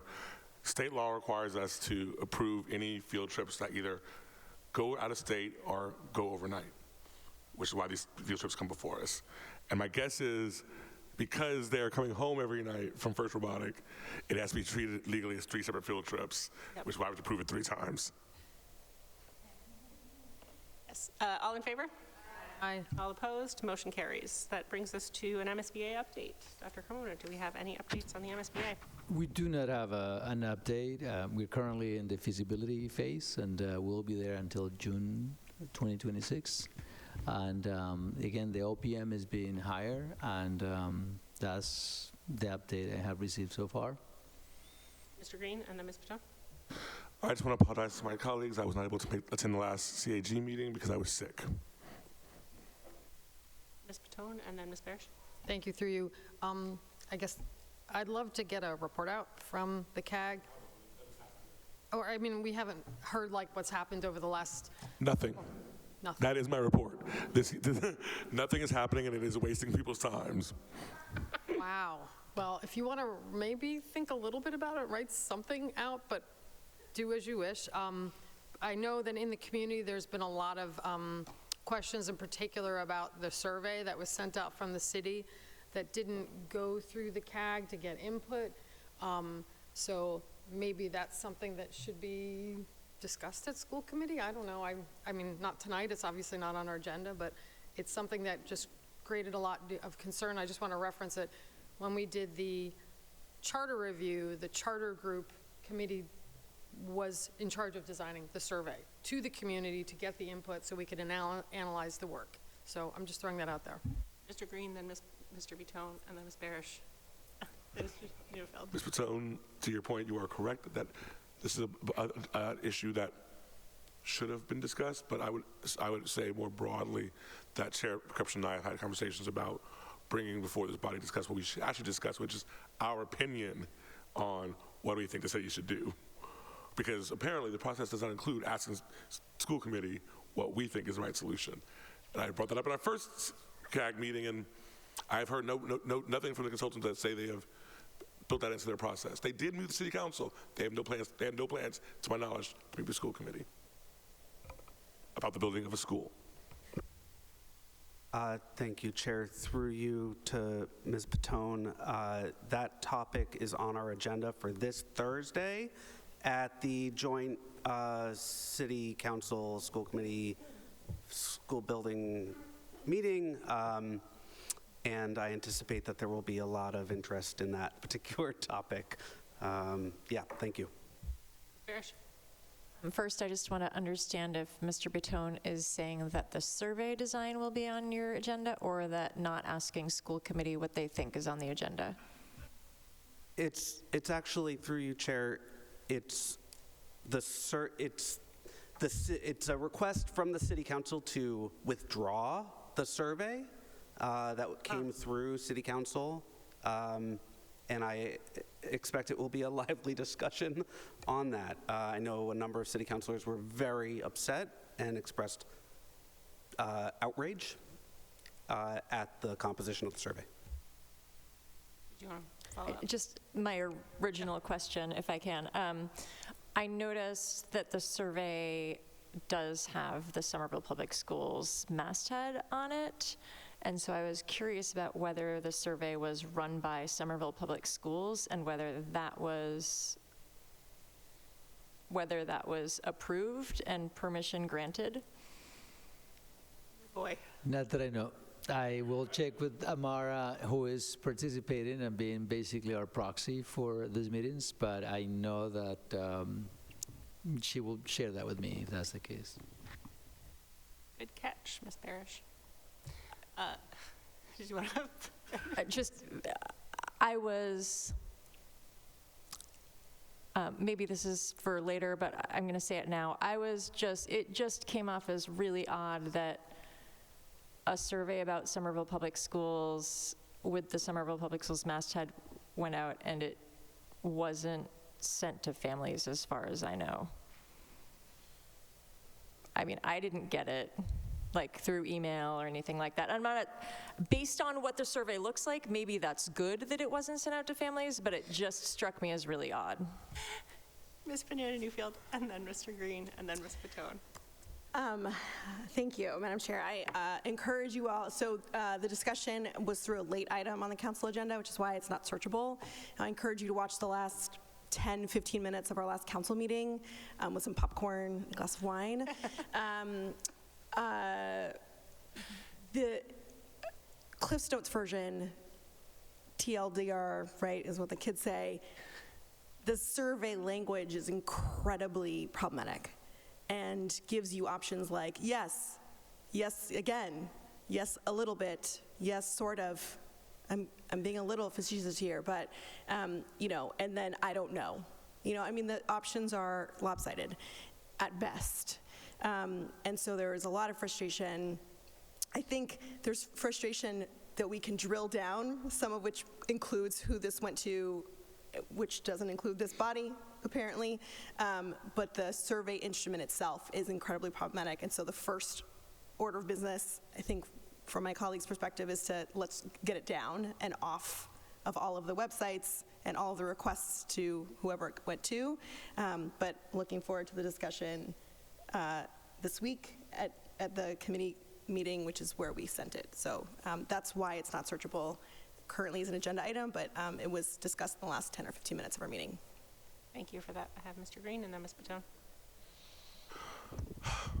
To be clear, and I think this is a conversation I would like to have at a future meeting as an agenda item, it seems to me, and one of the reasons I have not shared it, well, there are two reasons I haven't shared it. The first is, to President Petenna-Neufield's point, it is clearly a push-pull. And I've been in politics, I don't share push-pulls. It's clear that the city is building a case, not getting feedback. Two, it is also clear that the audience for this poll is not Somerville families. It seems pretty clear that they are trying to get the opinion of, and to be clear, I want to be, in the city's defense, it is true that to get a debt override passed, they're going to need to get the buy-in from people who do not have kids in the schools. But I think it is abundantly clear that we have done a pretty good job of soliciting feedback from the Somerville Public Schools community, and certainly not the kind of people who would click on a link, share it on social media by a school committee member. We've heard from those families. If the city was proposing to flyer the Mystics or reach out to Spanish and Portuguese-speaking churches to get feedback, that would be a new and additive process.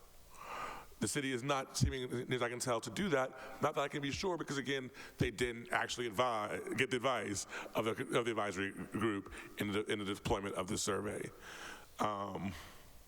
So it is one more sign of a process that feels from the outside to be deeply broken.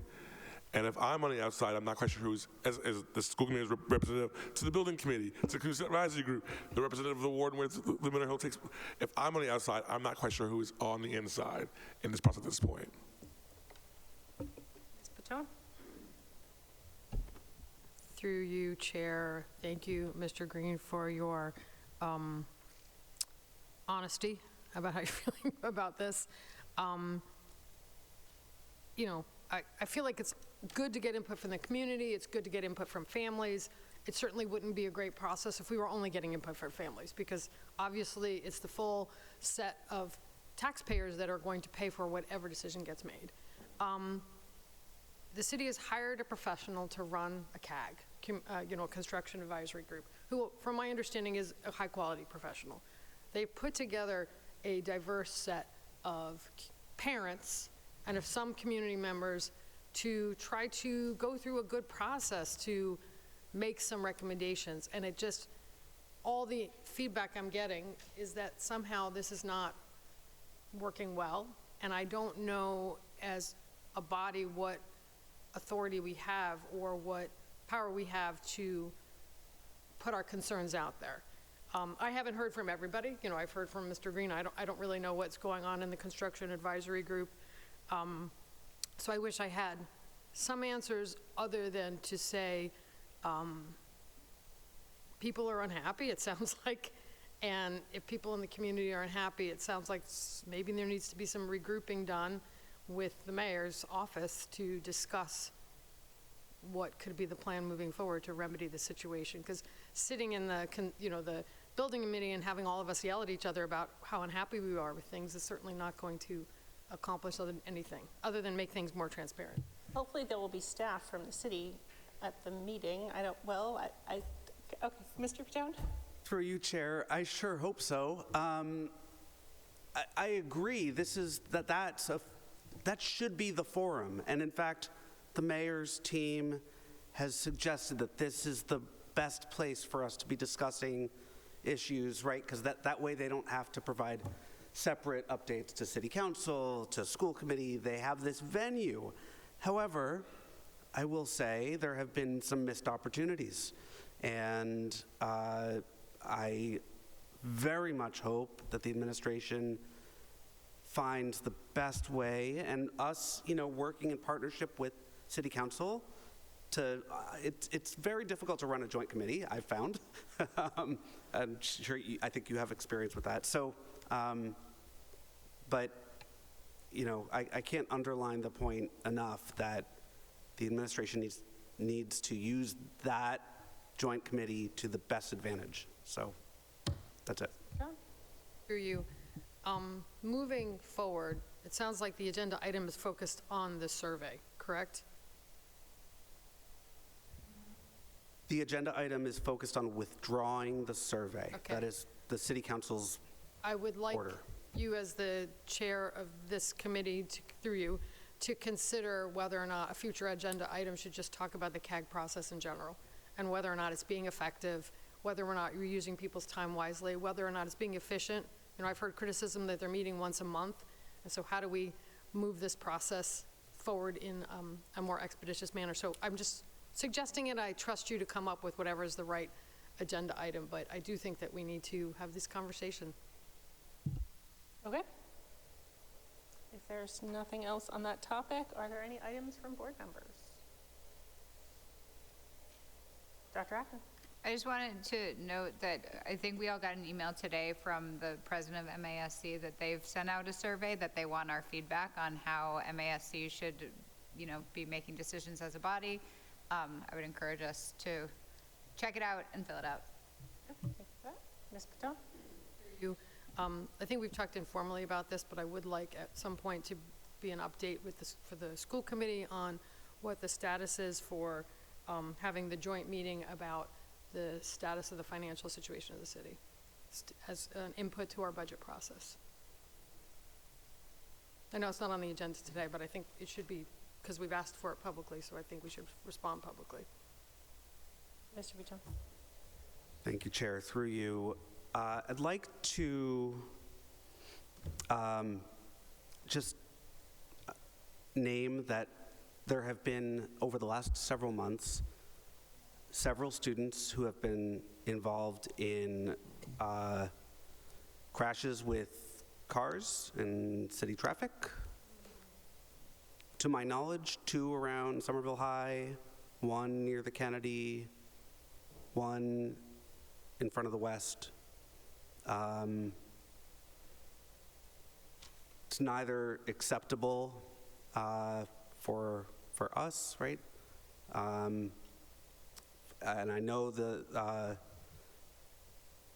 administration, Somerville Public Schools Administration, and the city work really closely with student services to provide safe crossings.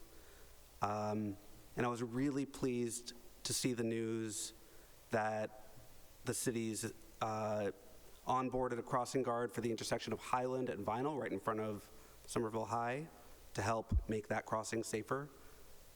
My understanding is they are working to make that every day, though currently it's only Thursday and Friday because of staff availability for the crossing guard.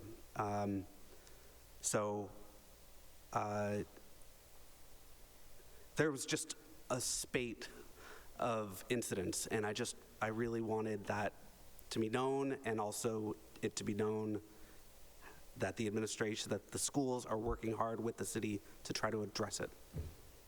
Thank you. Okay. Are there any at Ms. Patel? Through you. Just a request for a future agenda about whether or not the district wants to opt into the new law allowing video monitoring for school bus safety enforcement. So this is not about students, this is about cars around school buses and whether or not they stop or not.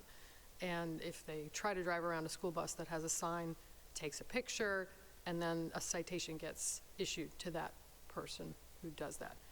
So this is just a new law that was passed in January.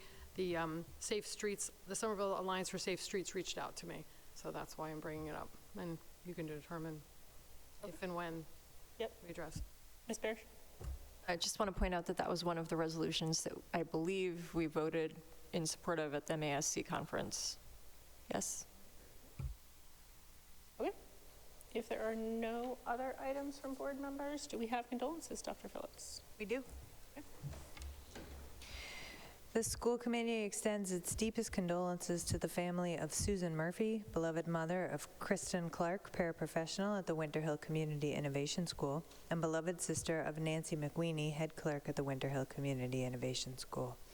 We also extend our deepest condolences to the family of Giovanni John D'Angelo, beloved father of Laura D'Angelo, our SFLC playgroup and parent education coordinator, as well as the family of Ram Selly, husband of Neelam Selly, assistant teacher for out-of-school time and paraprofessional at the Capuano School.